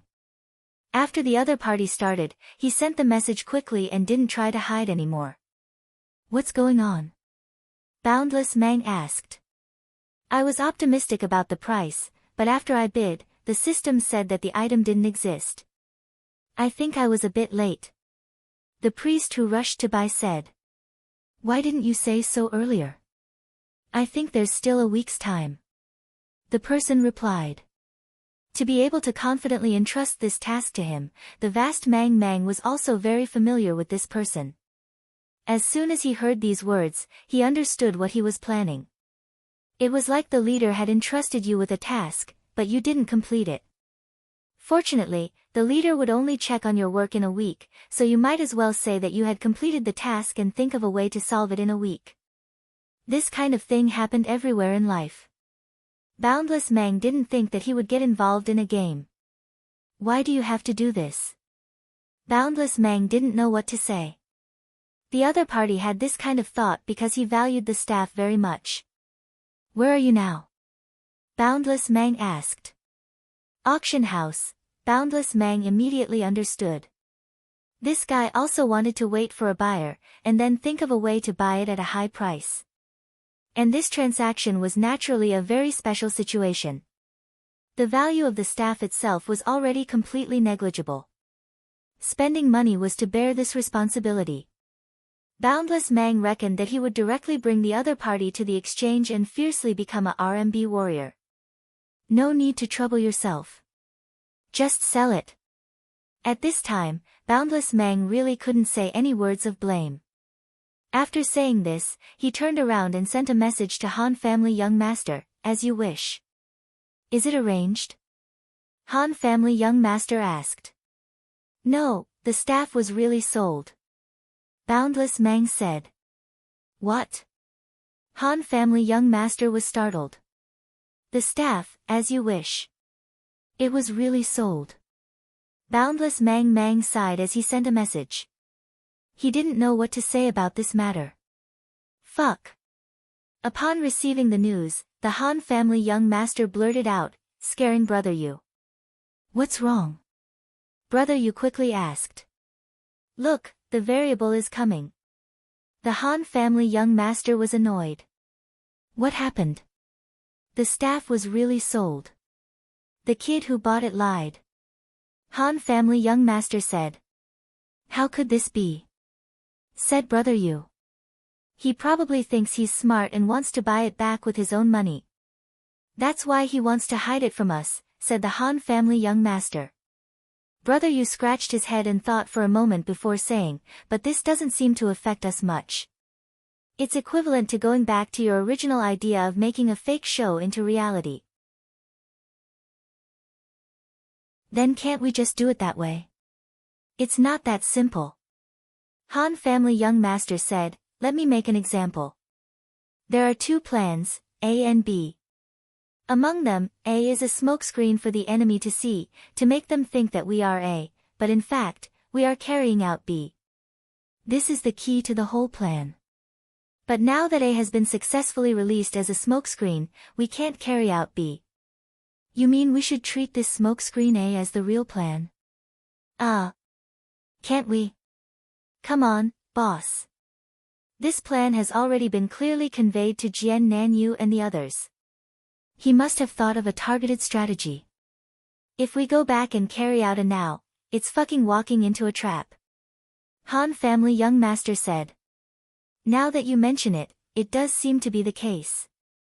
Brother Yu nodded. Although the Han family young master's example of AB didn't relate to the current situation, it made the logic very clear. Moreover, Brother Yu also guessed that Han family young master's original plan could actually be said to be this kind of real and fake exchange. However, originally, A was the fake sale of the staff, while B was the real sale of the staff.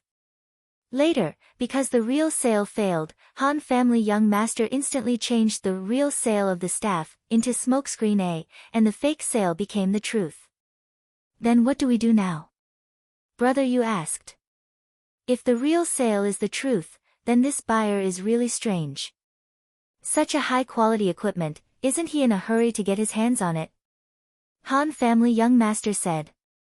You suspect that it's a trap. With Brother Yu's suspicious spirit, he was actually already suspecting that this person said he didn't buy the staff because he wanted to embezzle it.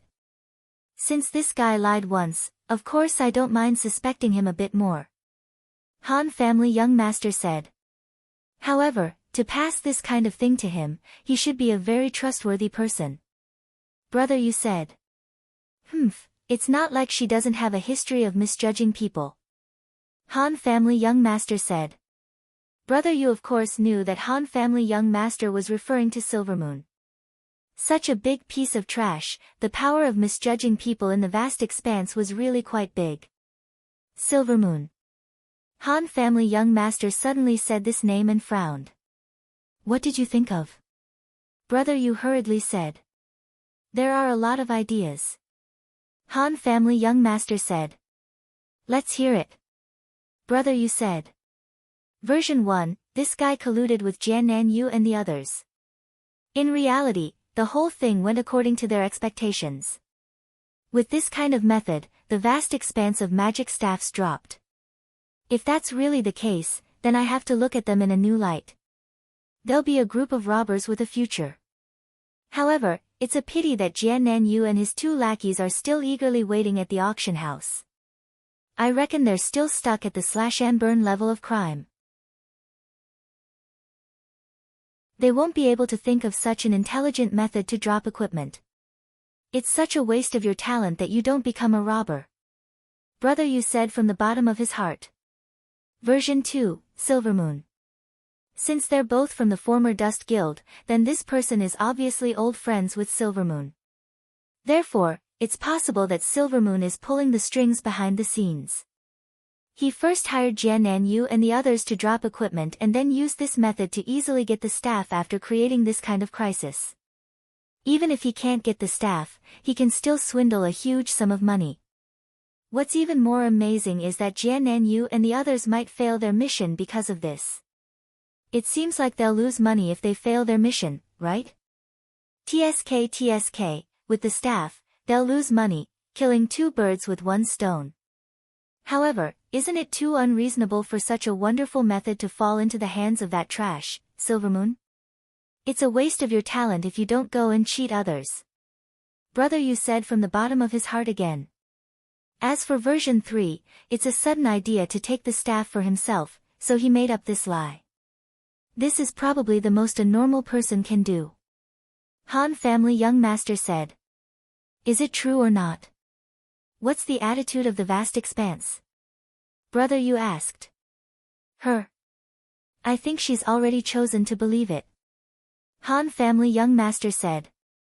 That's true. If she didn't believe it enough, then she wouldn't have entrusted it to this person in the first place. Brother Yu said. Could it be that this woman was born to be a tragedy? Is she going to be betrayed by someone she trusts again? Let's go to the auction house. Han family young master said. Auction house. Brother Yu was startled. That guy is at the auction house. Han family young master said. He's there. Could it be that he's looking for an opportunity to steal the staff? Brother Yu said. The vast expanse claims that he's preparing to find a buyer and buy the staff back at a high price to cover up his previous mistake. Han family young master said. Did Wu Shang find anything over there? Brother Yu suddenly asked. Do they know each other? Han family young master asked. We don't recognize him either. Brother Yu said. The vast expanse will pass. The auction house was quite lively at this time. At this time, many players like Gu Fei, who had a strict schedule, were about to end their day in the game. These players didn't have much time to set up their own stalls in the players' trade area. Therefore, before they went offline, they would consign their harvest to the auction house and see if there was anything else they could buy. For a time, the auction house was bustling with activity. Players bustled about in front of the various auction control tables. Meanwhile, the NPCs selling the auction house's wares welcomed a rather tiring time of the day. Sometimes, players would form a long queue in front of the NPCs. However, the system would directly deliver the goods to the NPC without any errors. Everything was proceeding very quickly. However, Glue and Flaming Jacket were suffering. The two of them guarded the NPC and stared at the hands that were retracting at lightning speed between the players and the NPC. When they saw the staff, they were excited. However, upon closer inspection, they realized that it wasn't a staff. As this was a simulation game, appearance was very important. Therefore, any item sold in the auction would have a virtual appearance for the players to see. The two of them had already memorized the appearance of their ideal staff, but it was a pity that the staff that they had been looking forward to never appeared. The two of them were working so hard, but Unscathed in battle was the one who was infuriated. At this time, the flow of players in the auction house had increased.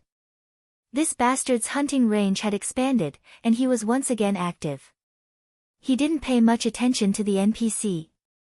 He would only occasionally glance at the NPC and Glue, and when he saw the two of them looking at him, a fierce expression would appear on his face. Why isn't he paying attention to the NPC? Flaming Jacket was puzzled. Even if he was putting on an act, it was still a critical moment. However, Unscathed was still not paying attention to the equipment that was being handed over. Danon was right. That bastard is putting on an act to confuse us, Glue said. But at this time, Flaming Jacket said as he continued to stare at the NPC. Look over there. Glue gently touched Flaming Jacket. Flaming Jacket looked in the direction that Glue was pointing at and saw a cleric standing there in a daze. His eyes were also fixed on the interaction between the NPC and the players. Do you see that?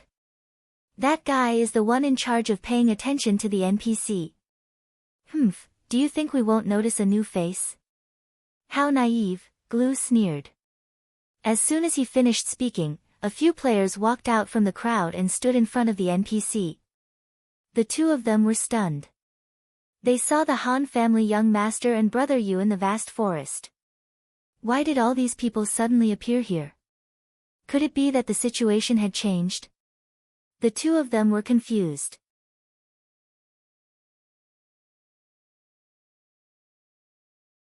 Chapter 577. Danan, there's a lot of people coming. The two immediately sent a message to Jiannan. What's wrong? Qianli, Drunk's cleric, Boundless Mang, and Brother Yu, we've all seen them. Glue said. Did they see you? Jiannan asked. Probably soon. Glue and Flaming Cloak thought that the two would soon become the focus of attention and were mentally prepared. This time, they couldn't let Unscathed in battle gain the upper hand with words. As the two of them thought of this, they secretly prepared a script in their hearts, calculating some words of ridicule and disdain, eagerly waiting for the group of people to surround them. In the end, they saw a few people in a corner whispering something. They all had serious expressions and didn't even look at the two. Forget it, sell it. It's not a loss to sell it at such a high price. Boundless Mang was trying to persuade the cleric to give up on the idea of buying back the staff at all costs. This person obviously didn't have much determination. With Boundless Mang's persuasion, his heart immediately started to move. Han family young master and Brother Yu quietly observed this person's words and actions. This person didn't pay much attention at first, but after a few times, he noticed that the two people beside him were staring at him. He was very surprised. Why aren't you two saying anything? Boundless Mang was also puzzled as to why the two were so taciturn. What else can we say at this point? Forget it, take the money and leave. The Han family's young master said. When the person heard this, he immediately took out a large bag of money from his pocket and handed it to Boundless Mang. Han family young master and brother Yu looked at each other. This was one of the ways they thought of to test this person. Such a large amount of cash wasn't easy to come by. In the game, there was an exchange that directly used RMB to buy and sell equipment, but there wasn't a business that allowed people to directly exchange money for gold. There was once a person who wanted to sell gold as an item in the exchange, but the system didn't accept it. Although the government had recently announced that they were considering including gold coins in the exchange, it was not yet a reality. Therefore, no matter how rich the players were in real life, they couldn't just casually convert their money into in-game gold in a few minutes. They had to resort to reselling equipment and other similar methods, which was very troublesome. Today, everyone had pooled their money together to buy the magic staff. In order to ensure that nothing went wrong, they had gathered more than 30,000 gold coins. Even Slender Waist Dance had said that it was impossible for her to immediately take out so many gold coins. If this person had really taken the opportunity to embezzle the magic staff, a portion of the money should have already been transferred to Mang Mang's hands through the auction house. Yet, the fact that he was able to take out so many gold coins right now proved that he was innocent. Perhaps he has prepared beforehand. Brother Yu sent a private message to Han family young master. Prepare in advance.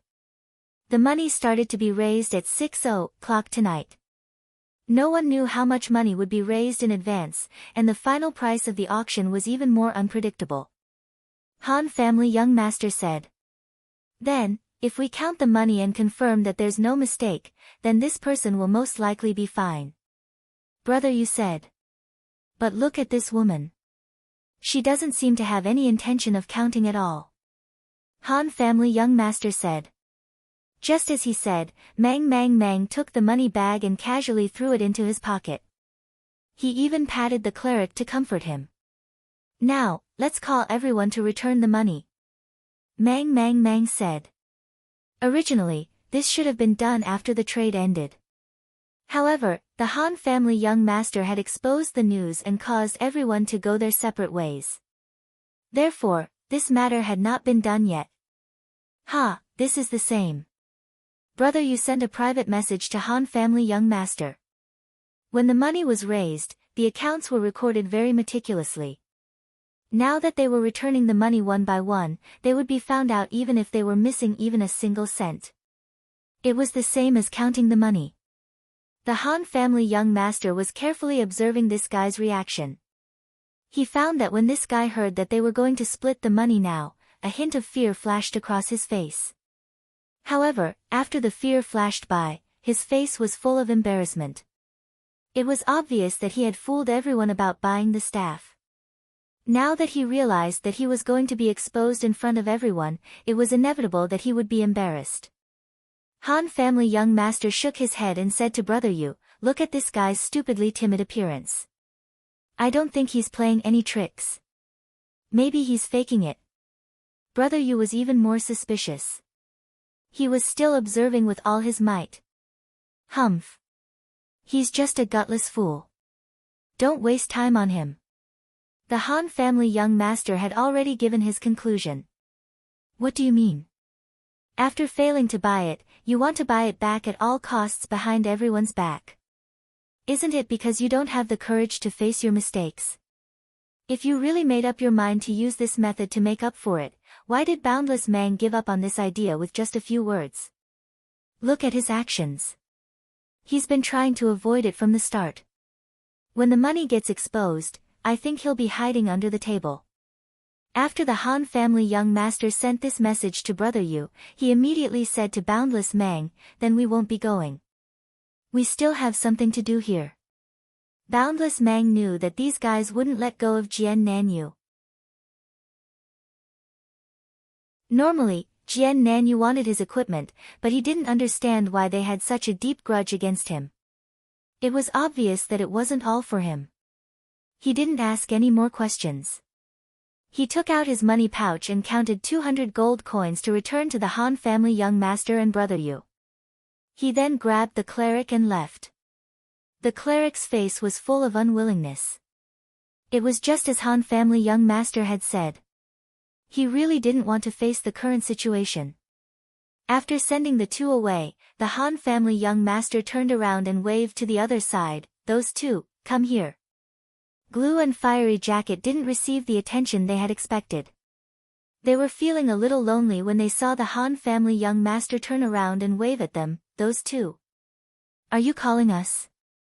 Fiery Jacket couldn't help but reply. He was asking the other party and Glue at the same time. "Of course.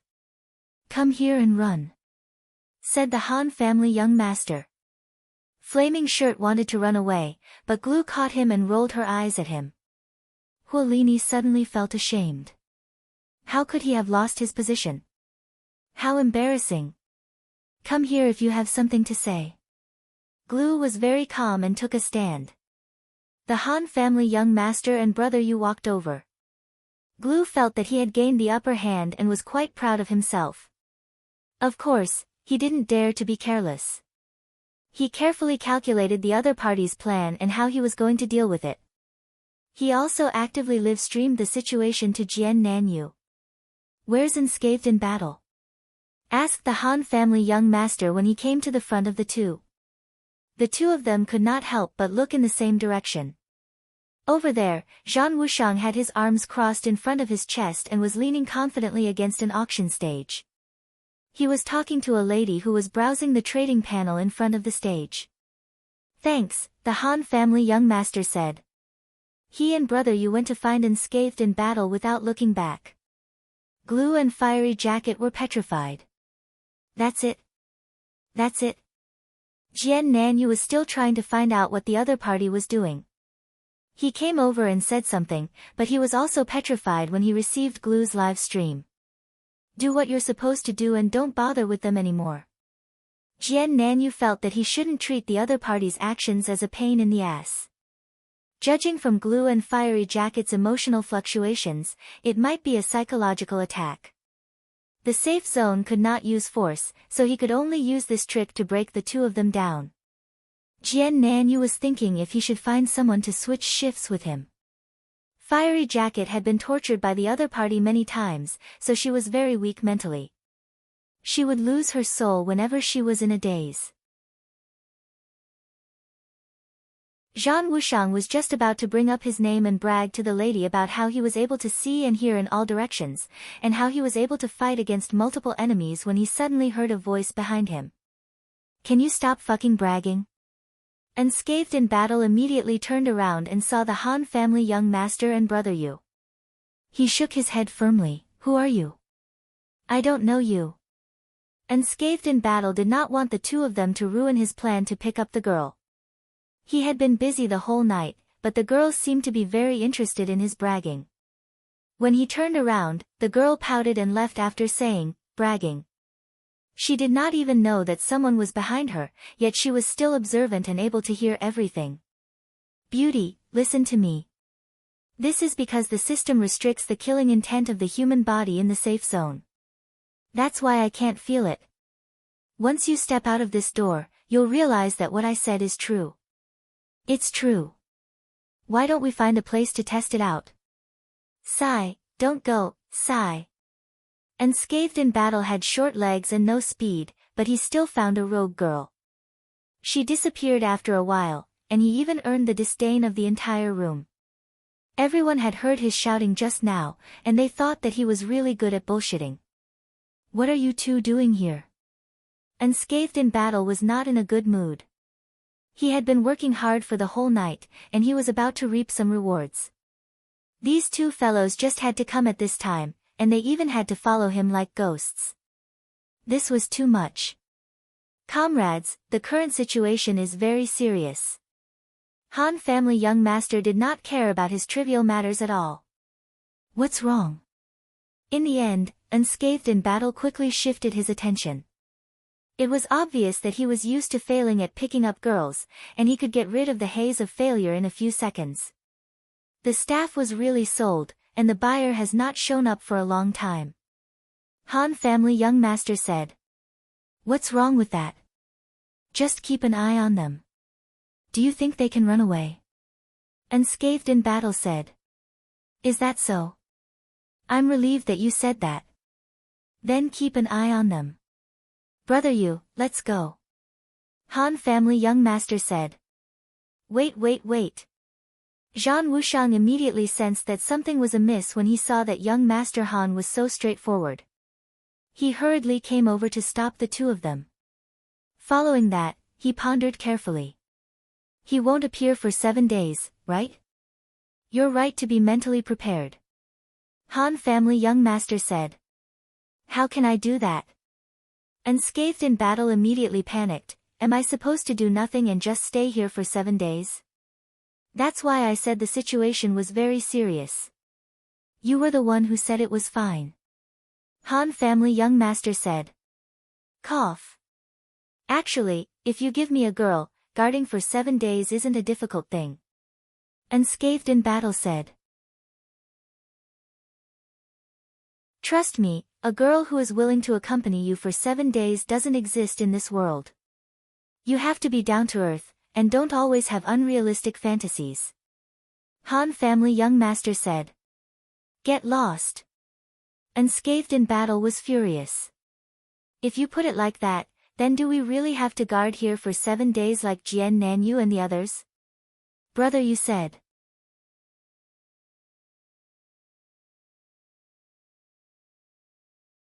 Chapter 578. The three of them couldn't help but look at Flaming Jacket and Glue. Even though they were robbers, the two of them were conscientious and loyal comrades. They were also out on a mission. Compared to Unscathed in battle, the two of them were simply model workers. At this moment, the two of them were paying 70% of their attention to the players coming to retrieve the goods and 30% of their attention to the three of them. Their rhythm was perfectly controlled.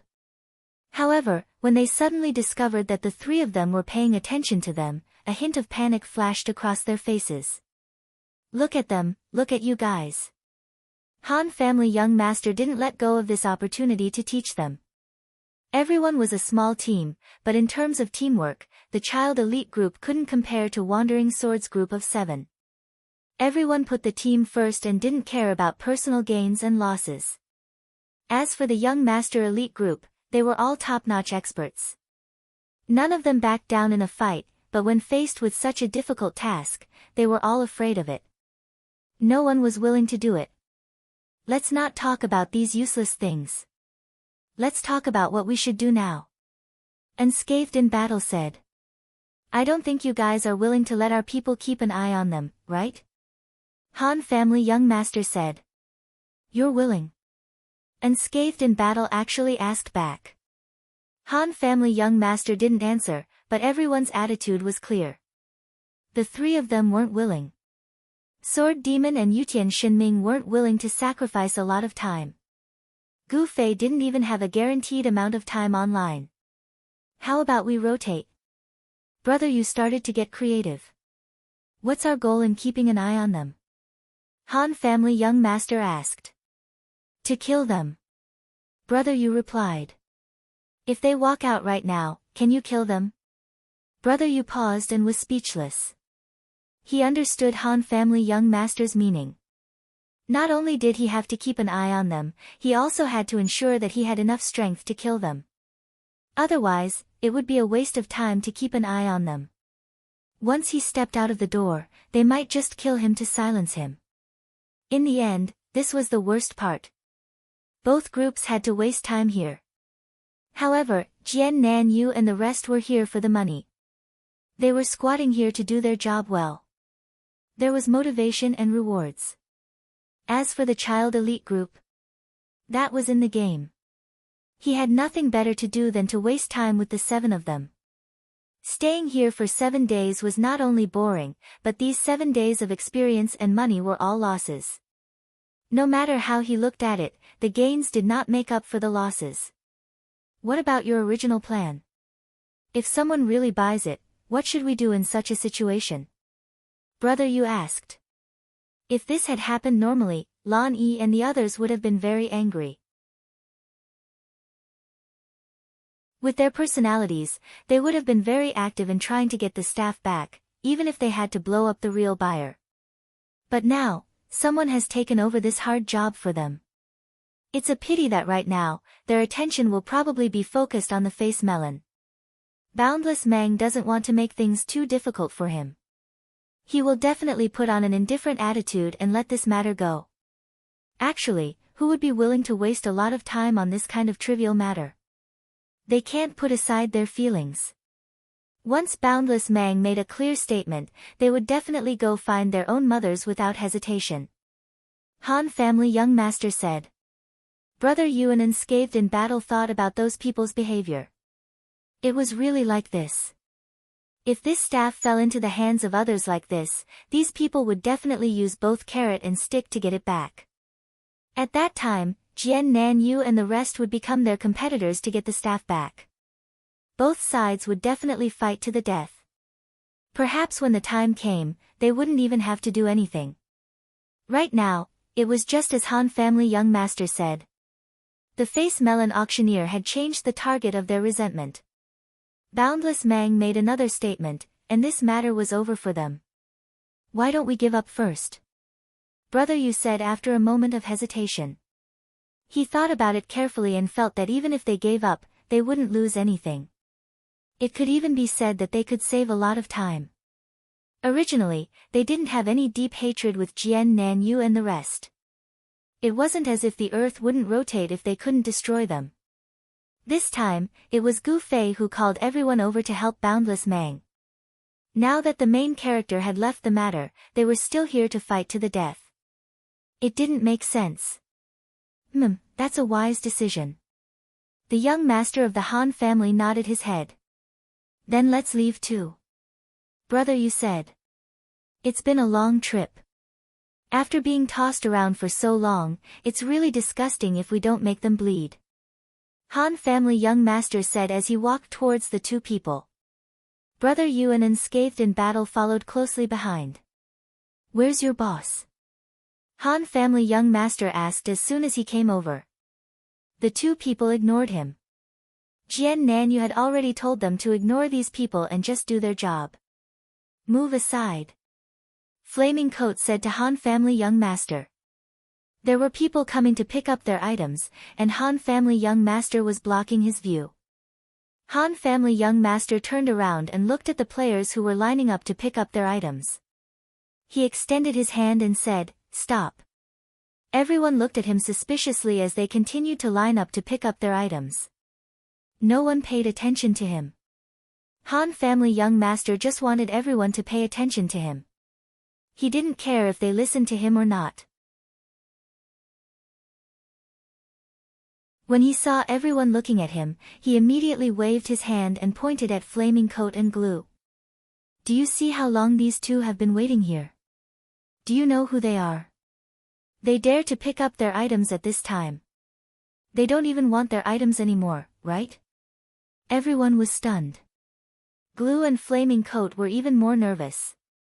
Han family young master continued, "Don't blame me for not reminding you guys, but these two are professional robbers. They are stealing items from others, and they will be targeted as soon as they go out. Think about it." "Fuck, don't slander us." Glue rushed over and roared. "That's right. Ignore him. We are not robbers. Just pick up your items." Flaming Coat chimed in. Both sides didn't have any solid evidence, but they would rather believe it than not. Some players started to hesitate after hearing Han family young master's words. It didn't matter whether Glue and Flaming Coat spoke up or not. They knew that they had to say something more convincing. Glue reacted quickly and said to Han family young master, "Even if you're joking, you shouldn't go too far." It was useless to argue at this time. After all, no one could prove whether he was a robber or not. Glue pretended to be relaxed, making it seem that he was not a stranger to the young master of the Han family, so that the crowd would think that this was just a prank between friends. This move was quite useful. Some of the players looked relieved, and some even laughed. Then, Han family young master said coldly, since they are not robbers, why does it matter to you whether they pick up their items or not? The two were stunned and thought that they had been tricked. Indeed, if it wasn't a real robbery and it was just a joke between friends, the two wouldn't have to explain anything to the others. If they didn't pick up their items after being tricked, they would only be treated as a joke. Who cared if they picked up their items or not? Only a real robber would explain himself to the others when his identity was exposed. That was why he would be so anxious that the players would stop picking up their items. The two fell into Han family young master's trap. The best explanation was that they didn't have to rush to pick up their items. Glue's plan of pretending to be a friend was also a good one, but it was too late. The players who were buying the items had already seen how anxious they were. For a moment, some of the people in the queue immediately withdrew from the queue. With one person taking the lead, others immediately followed blindly. Everyone discussed with each other, and those who were slow to react listened to the explanations of those who were quick to react. In an instant, half of the players in the queue had withdrawn. It wasn't that they didn't believe it, but they knew that what they wanted was just a normal item. How could it be targeted by the robbers? They must have been blind. The news of two robbers trampling on the items spread across the entire trading center. The two were instantly surrounded and reprimanded by a large number of players. Even if they were framed, they wouldn't be able to defend themselves. Moreover, the two of them were real robbers. If it wasn't for the fact that the safe zone forbade players from coming into contact with each other, they would have been trampled to death. Han family young master stood outside the circle and looked at the angry crowd. He said to brother Yuan unscathed in battle, of course we can't let them have it easy, right? Yes, yes, yes. The two wiped their sweat. They realized that they were lucky to be in the same party as Han family young master. At least they didn't have such a monstrous opponent. His train of thought was extremely simple. He just wanted to expose the identities of those two guys who couldn't see the light of day. It was rare that he was able to convince everyone so much that they started to attack him. Glue and Flaming Jacket endured the spittle of the crowd and quickly reported the situation to Azure Sword. I was too careless. Azure Sword pinched his thigh fiercely. He would be the laughing stock of his peers if word of this got out. As a robber, a profession that was hated by both gods and gods, he actually lived under the same roof with people who knew his background. He even had a clear conscience about spying on them. Wasn't he digging his own grave? There was no place to hide in the auction house. It was already risky enough to spy on people and trade equipment. Now that there were people who knew who they were, they actually didn't realize the danger. Fuck. Azure Sword slapped himself twice. This was his dereliction of duty as the boss. Retreat. Azure Sword instructed the two of them. They didn't need to know too much about the situation to know that they definitely couldn't spy on them anymore. They would definitely be killed if they went through the main entrance. Even if Azure Sword came to rescue them, they might not be able to withstand the anger of so many people. Moreover, there was also Qianli and his gang. Fortunately, they had prepared a way to escape. It was also an idea that Glue had thought of. The Windchaser emblem. After interacting with Yi Xiaowu, Glue knew the existence of this equipment and how to obtain it. The teleportation function was really a great escape tool. However, although Azure Sword and his gang were robbers, they usually kept a low profile and were cautious. They almost never piked with others unless they were on a mission. Although they did come into contact with wanted missions, none of them had accumulated as many as 100 times. However, now that they had a goal, after working hard for one night and one day, they finally obtained 2 pieces. Then, they handed them to Flaming Jacket and Glue. Azure Sword originally thought that there would definitely be an ambush outside the auction house. The 2 people in charge of surveillance might not have the chance to escape safely. Therefore, they wanted to use the teleportation function of the Windchaser emblem to leave directly. The 2 of them also knew that it was meaningless to continue staying. As soon as they received Azuresword's order, they immediately slapped the emblem. A white light flashed, and the two of them disappeared. The teleportation was considered a function in the game and not a skill. It was not restricted in the safe zone where skills were sealed. Azuresword and his gang had already experimented with it. Where did they go? The group of players was having a great time criticizing the two criminals when they suddenly found out that the two criminals had disappeared. They were suspicious and hesitantly dispersed. However, at this time, although the two people were no longer in the auction house, the players were still traumatized. They looked at each other and felt that they were the only ones who were not suspicious. For a time, apart from those who wanted to collect the worthless items, no one stepped forward to collect the equipment. Needless to say, brother, you knew that this effect was definitely within the expectations of the Han family young master. If this matter spread out, there might not be a long-term impact, but in the short term, the players in the trading house would definitely be cautious. Needless to say, the players who had bought the ideal staff would definitely have to collect the equipment, but they would definitely be on guard when they came to collect it. Naturally, the difficulty of Azuresword and his gang's quest was greatly increased. Let's go. Han family young master noticed that some people were looking at him suspiciously. He hurriedly summoned Brother Yu and unscathed in battle and left. Imagination was scary. There was no guarantee that people would suspect that the Han family young master and his gang were colluding with the two people. After a flash of white light, Flaming Jacket and Glue saw that they were already at the White Stone City Wanted Quest office. The ferocious faces in front of them had disappeared. They could not help but let out a long sigh of relief, thinking that this wanted badge was really a treasure. The two of them accepted a quest each. Since they had nothing to do for the time being, they wanted to complete the quest first and keep the badge in a teleportation state. Where's yours? The two of them exchanged the target's serial number and coordinates. It's not that close. TSK, yours first. Glue said that their wanted quests for the entire night were carried out as a team. It was too risky to complete the quest alone. The two of them opened the door of the quest office and walked out. As soon as they stepped out, they saw two people chatting by the door under the sun. It was just a casual glance, but Glue and Flaming Jacket were petrified at the same time. They wanted to run, but they could not move as if their feet were rooted to the ground. Of course, the two people who were chatting saw them at the same time. Without saying a word, one of them punched and the other kicked. The flaming coat and Glue fell to the stone steps outside the door the next second after they caught a glimpse of each other. While one person restrained them, the other person poked his head into the door to take a look. In the end, he retracted his head and looked at the two regretfully. Why are only you two here?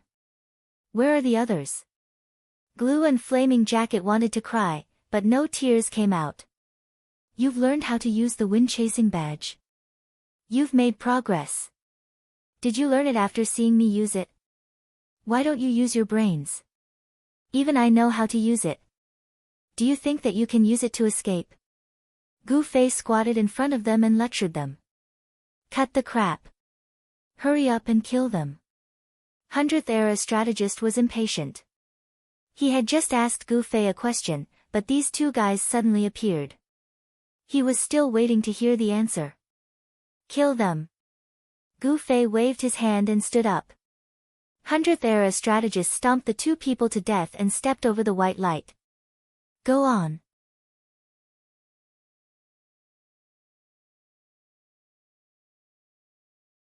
Chapter 579. Huolini stood in the Mage Academy of Baishur City and looked up at the sky. This wasn't Shady City, where a few fallen leaves would float down when one was feeling melancholy. Here, the air was filled with white lime, a specialty of Baishur City. Huolini stared in one direction with his eyes wide open. In the blink of an eye, his eyes were blinded by the sand, and tears fell down. Some were in pain, while others were in pain. Once upon a time, Huolini was one of the top 10 mages. Although he kept a low profile due to the special nature of his profession, he still had pride in his heart. However, the sudden attack was too fast and too fierce. In Sunset City, 2 fire beacon cities forced a group of experts into a corner of the valley. Huolini was still feeling proud. However, right after that, the #1 sorcerer in the parallel world, Drifting's gorgeous ice shadow spell flashed past the wall of fire, and the dazzling falling clothes red lotus exploded, forcing Drifting to hide behind Jian Nan's shield, not daring to show his face. That was when the tragedy started. After that, Linshui City fell into its own sea of fire and played a self-immolation game. Xiaowu City burned its own Blackwater City and attracted the army of 1,000 miles drunk because of that little PK value. Then, in the fog of Xiaowu City, Flaming Robe, who had almost lost his will to fight, couldn't escape the pursuit of fate. He was the first to fall under the throat of 100 generations of statecraft, who came out of nowhere and died with a grudge. That day, a boss incident happened in Xiaoyu City. Many players who died at the time received compensation, but the brothers' names were not among them. Most people would feel disheartened when a level 41 top 10 master dropped 3 levels in such a short period of time. Huolini didn't. His level was gone, but he still had his career. After avoiding Qianli's drunken army, Huolini diligently leveled up. During this period of time, he had almost returned to level 2 and was only 1 step away from level 40. But it was all gone in the blink of an eye. At level 38, Huolini returned to the state when he was killed 3 times in a row. At this moment, Huolini stood at the entrance of the Mage Academy, not knowing where to go.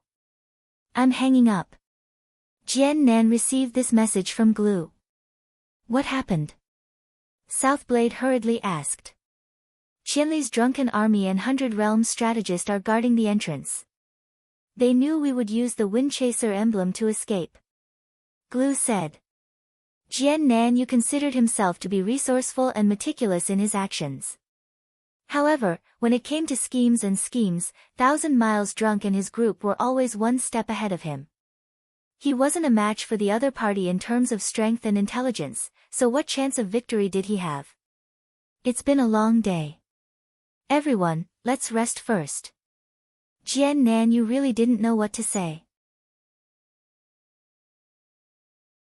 From last night until now, they had not slept or rested. Their goal was to farm the Windchaser emblem. Everyone had only taken turns to rest on the table in the tavern for 2 hours. At the last moment, everyone had their own plans. They had made all the preparations for this battle to regain their confidence. However, the result was still a crushing defeat. Jian Nan wanted to say, "The battle has just begun. Everyone, don't give up." However, he couldn't write this message down. This was because even he didn't believe these words. Southblade's confidence was slowly slipping away. The members of Southblade's party, who were hiding in various corners, walked to the revival point and prepared to go offline. Dao Xiangmu coincidentally arrived at the Mage Academy and saw Flaming Robe, who couldn't even open his eyes in the wind. Dao Xiangmu didn't know what to say, so he could only pat him and go offline with a sigh.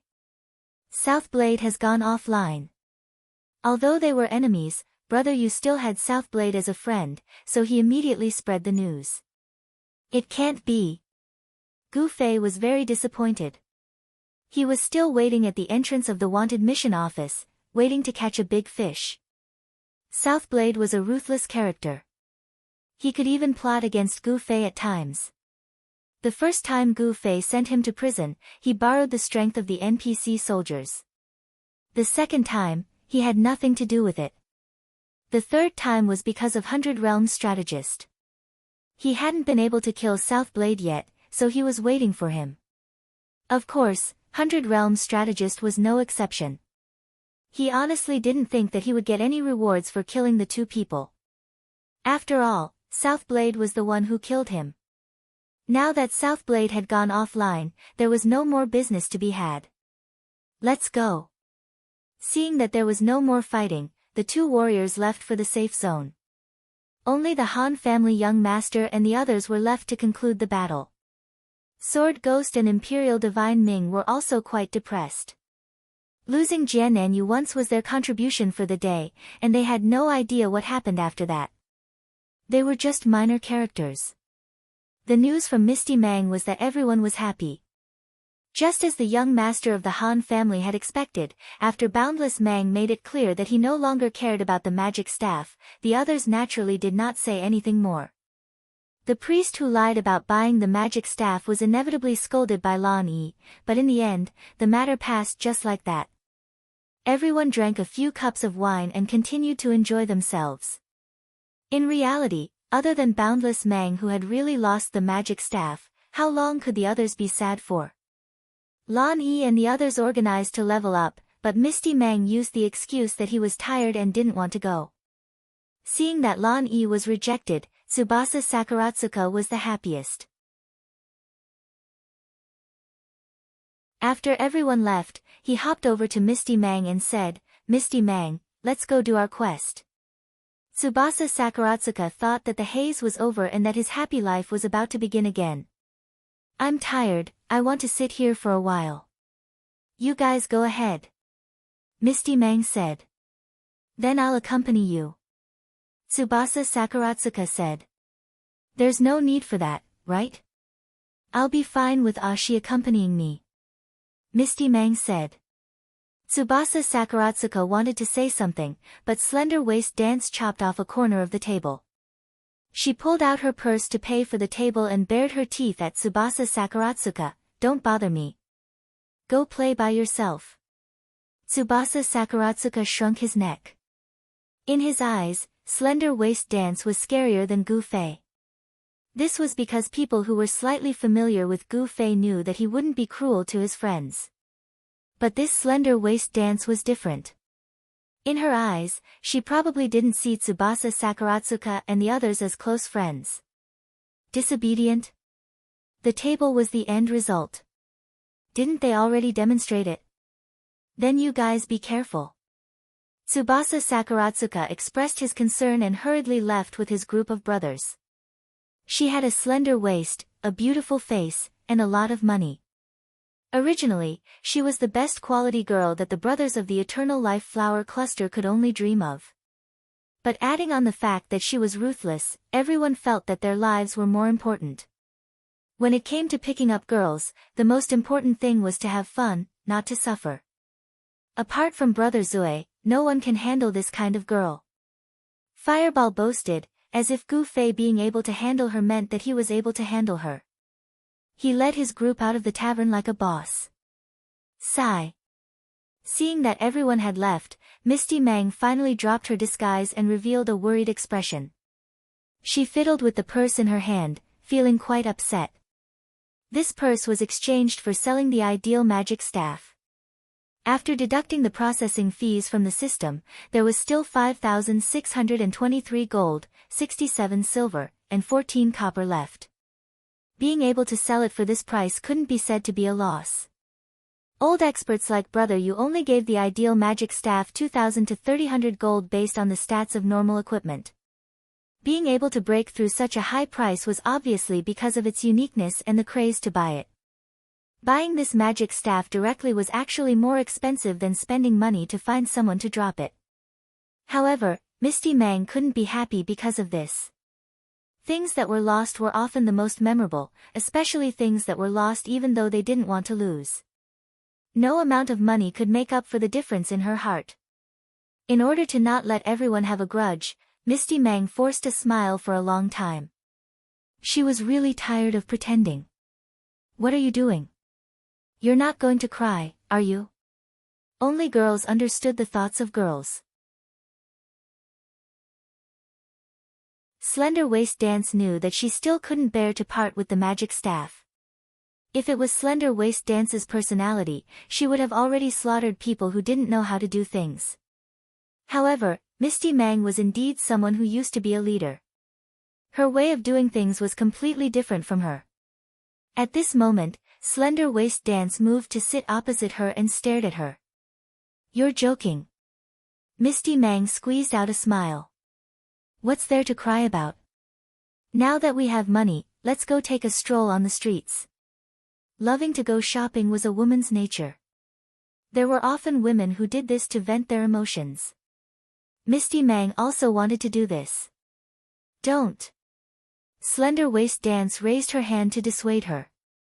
We can't just let it go like this. We have to get the magic staff back. I still want to take revenge. We don't even know where the magic staff is. How can we get it back? Misty Mang smiled bitterly. Aren't Jiannan and the others going to explode? When they do, we'll snatch it from their hands. Slender Waist Dance said. Misty Mang looked deeply at Slender Waist Dance. She and Slender Waist Dance couldn't be said to be very familiar with each other. It was just that among a bunch of men, they were the only two girls. Of course, they were closer. At this moment, Slender Waist Dance said these words so naturally. Her train of thought was really too simple. I'm afraid this matter isn't that simple, right? Qianli and the others have been busy with this matter. In the end, they didn't have any results. I heard that in the end, they only killed Jiannan and the other two small fries. Misty Mang said. When Glue and Flaming Cloak heard this, tears would definitely flow down their cheeks. Back then, they were also one of the top 10. Now, when people mentioned them behind their backs, they didn't even have a name. It was fine if they were small fries, but they were even called small fries. When it comes to fighting and killing, it's not a problem to rely on them. But when it comes to stealing equipment, frankly speaking, it's better to rely on Jiannan than them. Slender Waist Dance said. Misty Mang felt that it made sense. Every profession had its own specialization. Killing and robbing were actually two different things, especially robbing in the game. Killing was just a violent job, but robbing was a meticulous job that required patience. Thinking about how Qianli would play the game for 3 hours a day when he was drunk, no matter how strong he was, he wouldn't be able to do this kind of meticulous job. Then what exactly do you have in mind? Misty Mang was obviously happy to be able to get the magic staff back. However, after listening for a long time, she still didn't understand what Slender Waist Dance's plan was all about. Didn't Jiannan and the others explode the magic staff because someone asked them to? Right now, no matter who has the magic staff, they still have to explode it. How much will they pay? We'll pay double, and the magic staff that drops will belong to us. After the trade, we'll take the goods, and then we'll kill them. How great would that be? Slender Waist Dance said proudly. Misty Mang was stunned. The closer she got, the more she couldn't see her clearly. Who was this person in front of her? The #1 RMB warrior in the online gaming world. If she didn't use money at a critical moment, would she be worthy of her title? This plan was indeed the strength of a RMB warrior. If I can't get you, I'll use money to buy you. Will this work? Misty Mang hesitated. It was still the same thing. Every profession had its own specialization. When it came to using money to pave the way, Misty Mang felt that she definitely didn't have as much experience as Slender Waist Dance. No problem. They're taking such a big risk to do this, isn't it for money? The same thing for a bit more money, what reason do they have to refuse? Slender Waist Dance was full of confidence. Give it a try. Misty Mang was a bit tempted. In order to get the magic staff back, she was willing to sacrifice some money. The price of the auction this time was insane, and this amount of money was probably enough to double it. If it wasn't enough, she would probably add a bit more. In the end, the two girls immediately asked the Han family young master and found out that Jiannan had already gone offline. After a bad start, Slender Waist Dance gritted her teeth and cut another table. Forget it, even if we know he's online, we won't be able to find him. Let's send him a letter. Misty Mang said. Yes. Slender Waist Dance nodded her head. They had done so much to lure out this group of people. It was obvious that it wasn't that easy to find them. Writing a letter was a safe way to contact them. She wrote a letter and sent it. Misty Mang thought about how there wasn't anyone watching the auction house. Maybe the buyer would come to get the magic staff. Maybe she could buy it back. Thinking about it, she dragged Slender Waist Dance to the auction house. In her heart, she thought that this was really ridiculous. She had just sold the magic staff for a high price, and in the blink of an eye, she wanted to buy it back. If this transaction went through, the other party would definitely think that she was an idiot. What are you guarding here for? Leave the equipment gathering to Jian Nan Yu and the others. Slender Waist Dance understood Misty Mang's intentions and yawned disapprovingly. Wouldn't it be great if I could buy it back? Misty Mang said. If you bought it back, where would I find Jian Nan Yu to take revenge? Slender Waist Dance said. Helping Misty Mang get back the magic staff was important, but for her, she had to take revenge for her own personal grudge. Misty Mang was ashamed. She had been selfish and forgot that Slender Waist Dance still had a personal grudge to take. The magic staff was just bait that she wanted to use. Forget it, your magic staff is more important. Just guard it here. If anyone dares to come and take it, I'll smash them to death with money. Slender Waist Dance said majestically. What if they don't sell it no matter what? This was Misty Mang's biggest worry. Slender Waist Dance clearly hadn't been corrupted by money to the point where she believed that money was omnipotent. She still valued this possibility. In the end, she could only sigh, then I'll just have to steal it. Hua! The players in the auction house immediately moved 10 meters away from the two of them. As soon as the two of them came in and poked at the NPC, the players in the auction house, which was full of rumors, were already suspicious. However, no one was willing to associate these two beautiful girls with something as shameless as robbery. Until Slender Waist Dance personally said that she wanted to rob them. How could they not avoid her? Motherfucker, that was close. Honey trap, too vicious. Nowadays, robbers always do these kinds of smart crimes. It's really hard to guard against. The players all thought to themselves.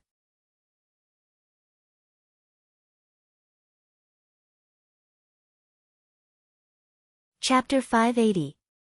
Boundless Mang, who had accumulated rich experience in a series of anti-encirclement competitions, quickly noticed the strangeness of the surrounding crowd. In a sense, Slender Waist Dance was as arrogant as Han family young master. She didn't realize this at all. She glared at a player who was in front of the queue but didn't pick up his goods. He was looking at the two of them in a daze and shouted, "What are you looking at? Have you never seen a beauty before? Come and get your stuff." Just as she said this, she was grabbed by Boundless Mang and dragged out. Most people would subconsciously be more lenient toward these two girls. They didn't think of making a move before they understood what was going on. If it were glue and flaming clothes, they would have been scolded by the crowd. Why are you running? Slender Waist Dance had already run out, but she didn't feel anything strange. You're speaking too loudly. They think we're robbers, Boundless Mang said. Who dares? Slender Waist Dance put her hands on her hips and glared. She turned around and saw that half of the players were still looking at the two of them. Now, Slender Waist Dance could see the bewilderment in their eyes. Let's go with your plan and wait for their reply. Boundless Mang didn't want any more trouble and hurriedly pulled Slender Waist Dance away. Kenan, you didn't know how many nights he hadn't slept. Ever since he entered the parallel world, he had been making full use of the time when there were fewer players online. Today was the first time he was like a normal person, but he couldn't fall asleep no matter what. Work wasn't going his way, and his career had reached a bottleneck.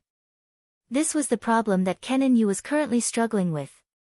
Today, the brothers didn't even say goodbye to each other when they went offline. It could be seen that everyone was really depressed.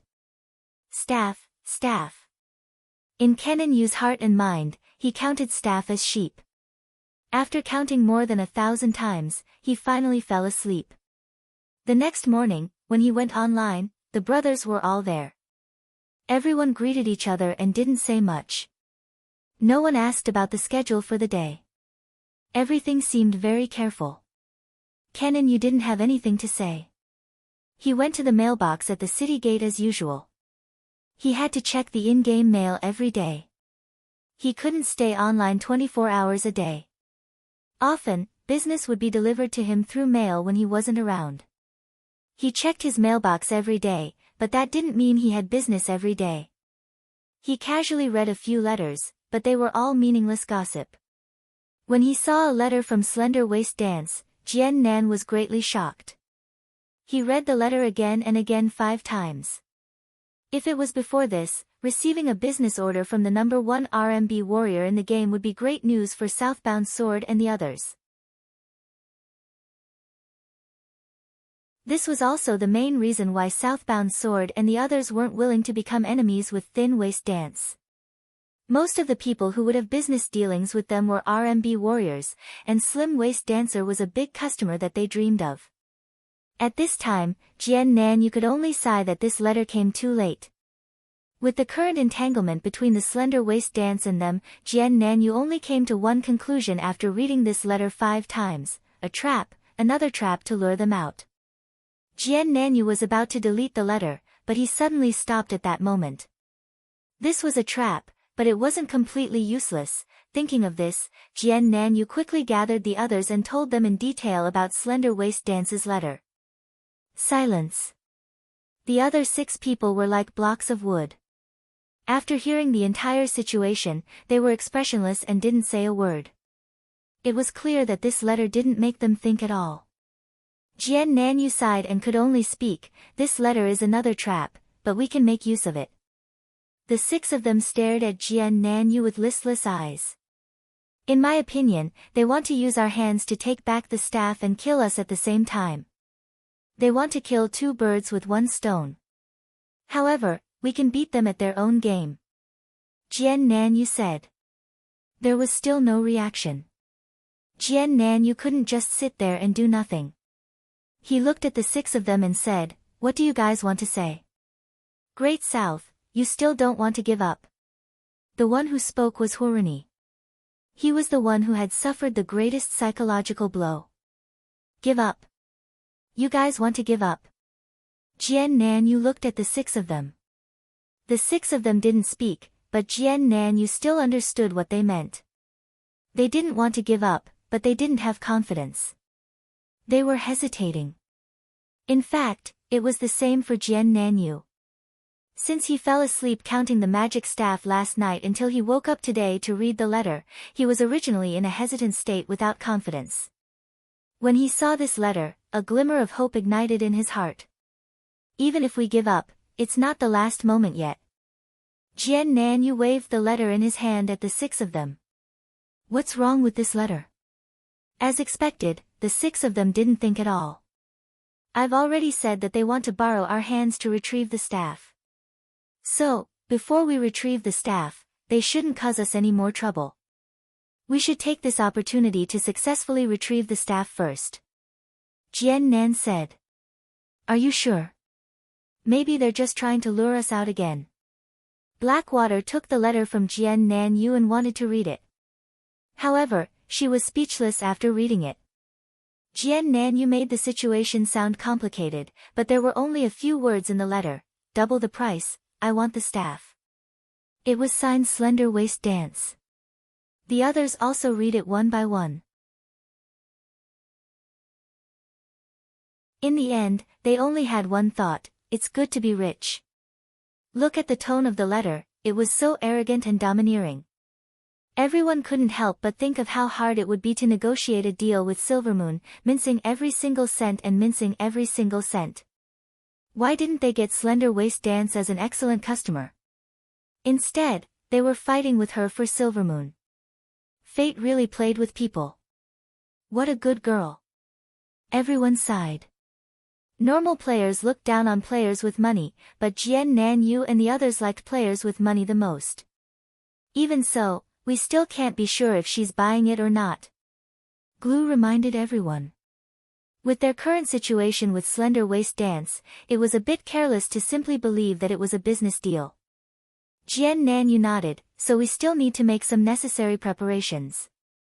Then he looked at Glue and Fire Blazing Jacket. "I was careless yesterday. I should have been prepared for them to wait at the wanted mission area. After all, they know about the Wind Chaser emblem. Jian Nanyu admitted his mistake to raise everyone's morale. He wanted everyone to realize that their defeat yesterday wasn't because the other party was too strong, but because of their own mistakes. In other words, if they didn't make any mistakes, then they would have a chance of winning. So we need to monitor the wanted mission area first. Jian Nanyu said. I'll go. Blackwater volunteered. With Qianli's drunk and 100 Years strategist working together, this place was the most dangerous. Blackwater, who had stealth, felt that this place was more suitable for him. Glue sighed. Originally, his long-distance surveillance was also very safe, but it was a pity that he was level 39 and didn't have Hawkeye anymore, so he couldn't do it. Then you go.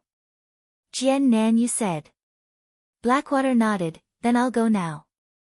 Be careful.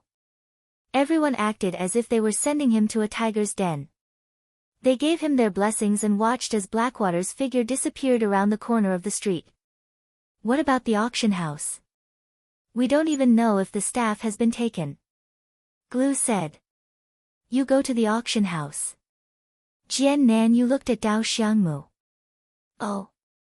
In theory, anyone could do the job of monitoring the auction house, but Jian Nanyu specifically chose Dao Xiangmu. There seemed to be a deeper meaning behind it. It's a little troublesome.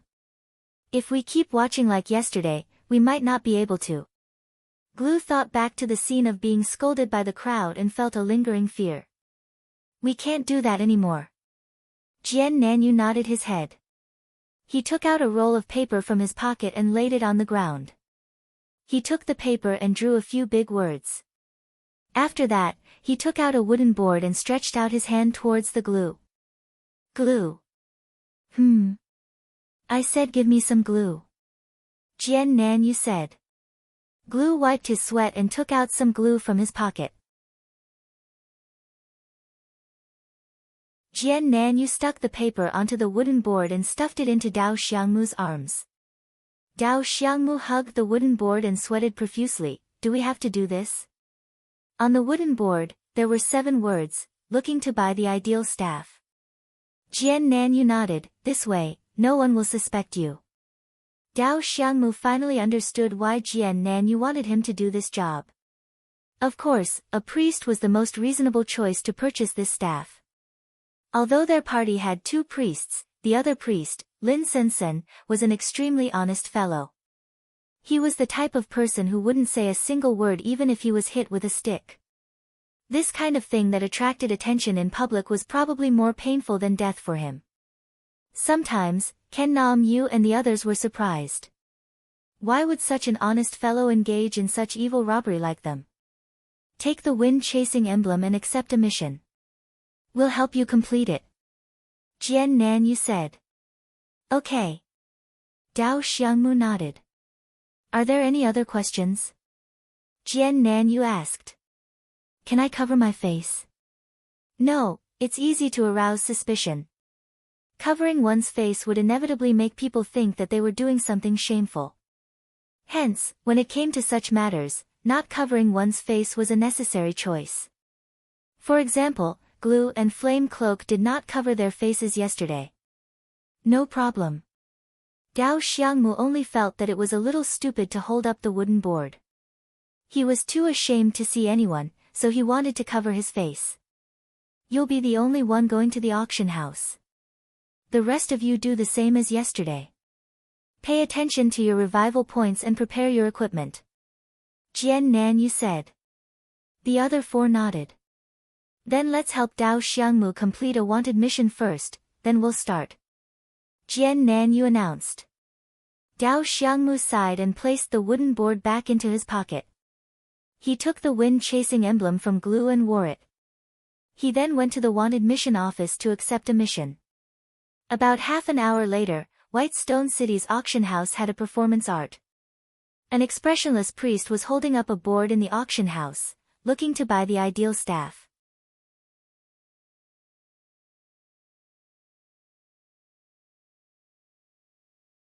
Chapter 581. Whitestone City's auction house had been restless for the past 2 days, and many people had heard about it. Yesterday, there was an unprecedented buying frenzy, followed by the appearance of 2 robbers. Following that, it was said that there were 2 beautiful ladies who were suspected to be robbers in the middle of the night. Many people were still regretting that they had missed out on a good show. In the end, a performance artist suddenly appeared in the auction house early in the morning. There was no private chat channel in the parallel world that could be seen by everyone with a shout. Therefore, it was slightly inconvenient to do business. However, it was also because of this that the game's offline trading forum was unusually popular. Players from all over the game would appear there when they wanted to buy or sell anything. There were countless trading forums, but it was still popular. In fact, it was quite surprising for an exquisite piece of equipment like the Boundless Ideal Staff to appear in the auction house. It was also common for such an exquisite item to be listed in the trade board to be promoted to the world. In the end, just as the Ideal Staff was sold in the auction house, another man immediately appeared in the auction house to buy it. Such a creative and targeted idea immediately attracted a lot of attention. "Brother, aren't you tired of doing this?" Someone even came up to interview him. "It's all right."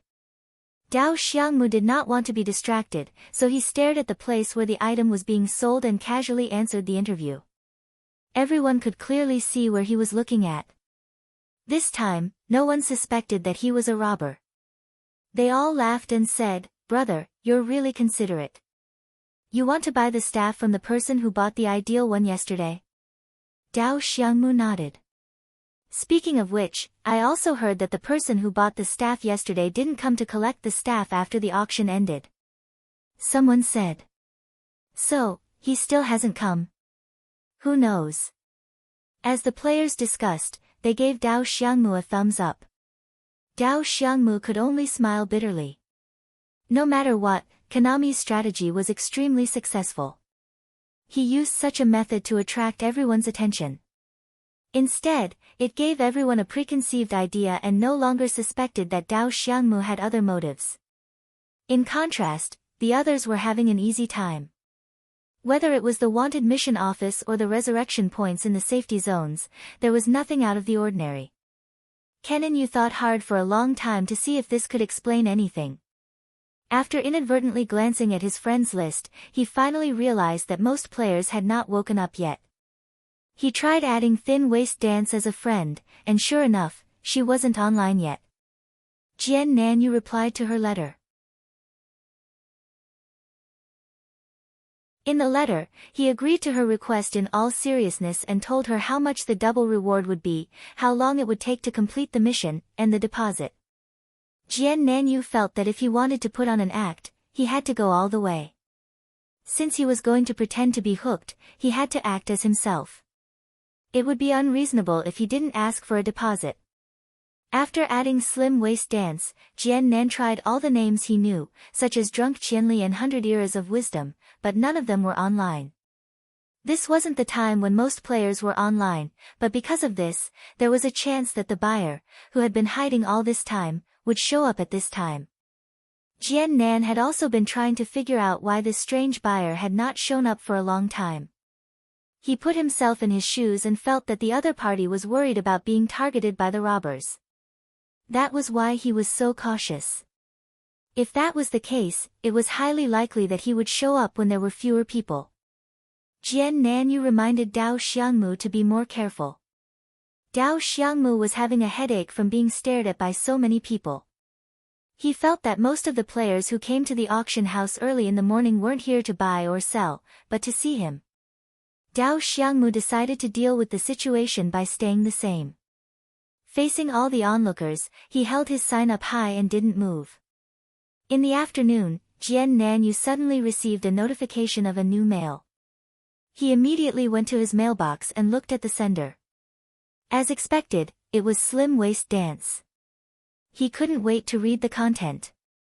In the end, Jian Nanyu's meticulous reply was only one word, "Okay." There was also a deposit of 1,500 gold that Jian Nanyu had requested. What a great customer! Jian Nanyu couldn't help but sigh.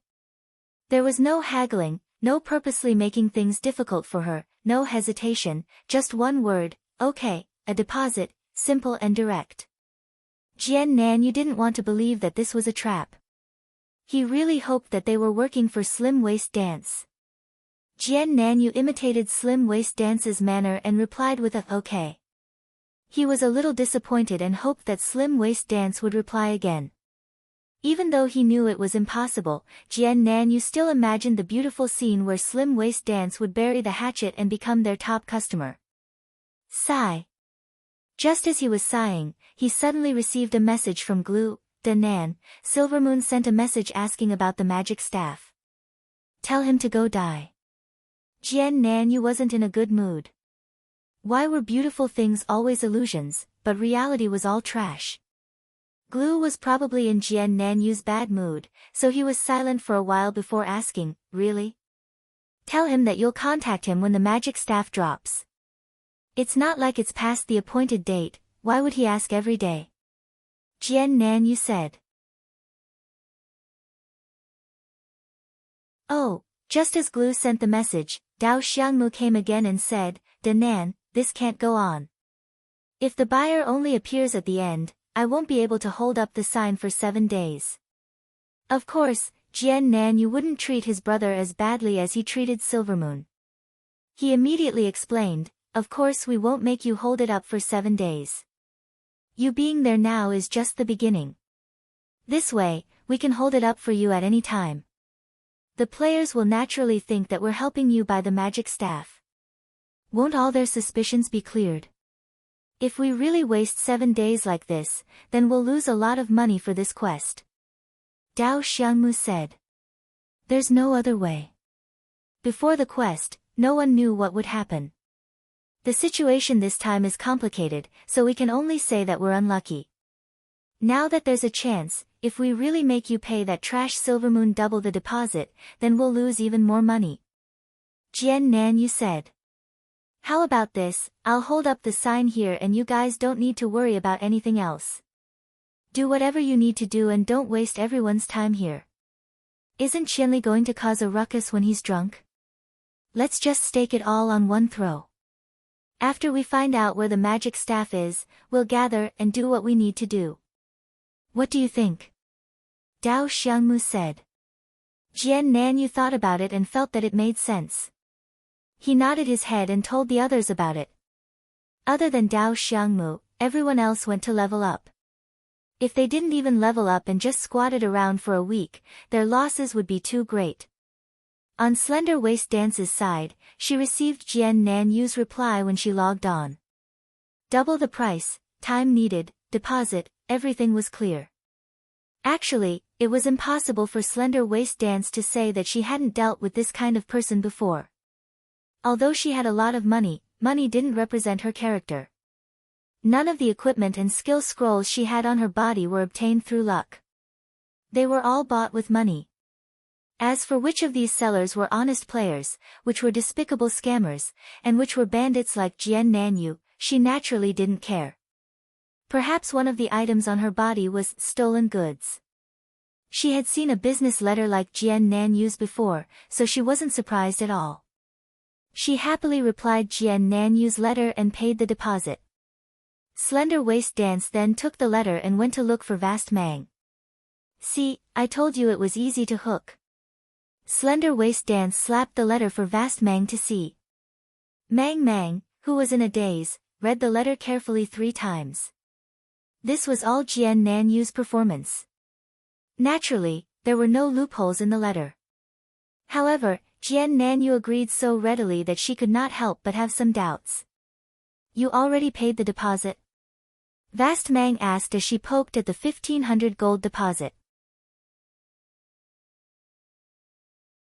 Jian Nanyu's letter said that if the reward was double, the quest would be 8,000 gold, so she needed 1,500 gold as a deposit. Aren't you afraid that he's just trying to scam you out of money? Vast Mang felt that Slender Waist Dance's wariness was too low.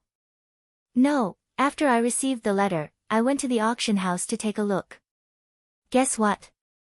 One of their clerics was holding up a sign saying, buying ideal magic staff. They were just waiting for the magic staff to appear. I saw that they were doing something, so I sent him the money. Slender Waist Dance said. Is it really that simple?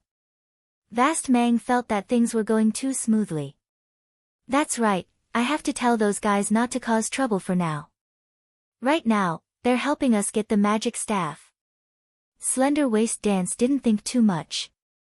Just as Jian Nanyu expected, she paved the way for them and went to find the Han family young master. Jian Nanyu's reply was caught by the Han family young master and tossed to the side. Beside him, Brother Yu immediately picked it up and studied it carefully. Double the price is 8,000 gold, so the original price is 4,000 gold. The normal price for an ideal magic staff is 2,000 gold, which means that their manpower cost is 2,000 gold. There are a total of 7 people, so on average, it's less than 300 gold per person. However, the quest duration is estimated to be 10 to 15 days. Is there a relationship between the amount of money they charge and the duration? This ratio, under everyone's sidelong gaze, Brother Yu's voice gradually became softer and softer. Finally, he picked up his small notebook and silently went to a corner to calculate. What do you mean? Han family young master then asked about the matter at hand. I'll pay double the price for them to give me the magic staff that they get. Don't cause trouble for now. Slender Waist Dance said. It was originally a very annoying thing to speak in a rich and imposing manner, but for some reason, when it came to Slender Waist Dance, everyone felt that it was so peaceful and natural. It seemed that reputation was really a terrible thing. Everyone had subconsciously thought that this kind of temperament and Slender Waist Dance were natural. If it was not so, everyone would feel uncomfortable all over. This is troublesome, we have to use a pipe. Han family young master said. In addition, the 100 generation strategist is the hatchet man you hired. Of course, your words are effective, but that guy Qianli has a strong interest in chopping Jian Nanyu. I don't know if he will listen to your arrangements. He dares not to listen. Slender Waist Dance shouted. Of course he dares. Han family young master laughed. Butterfly Knot, I haven't been in a good state of writing these 2 days, but when I saw the post in the book review section today, I noticed that the book has really written 2 million words. Congratulations to yourself, you're too ruthless. You're tuning in to the Blissful Bookshelf YouTube channel. We're so grateful for your support and don't forget to subscribe to join us on this incredible journey through captivating stories. Your generosity through donations truly makes a world of difference, as it's the primary source of revenue that allows me to expand and enhance this channel for you. Thank you from the bottom of my heart for being a part of this adventure.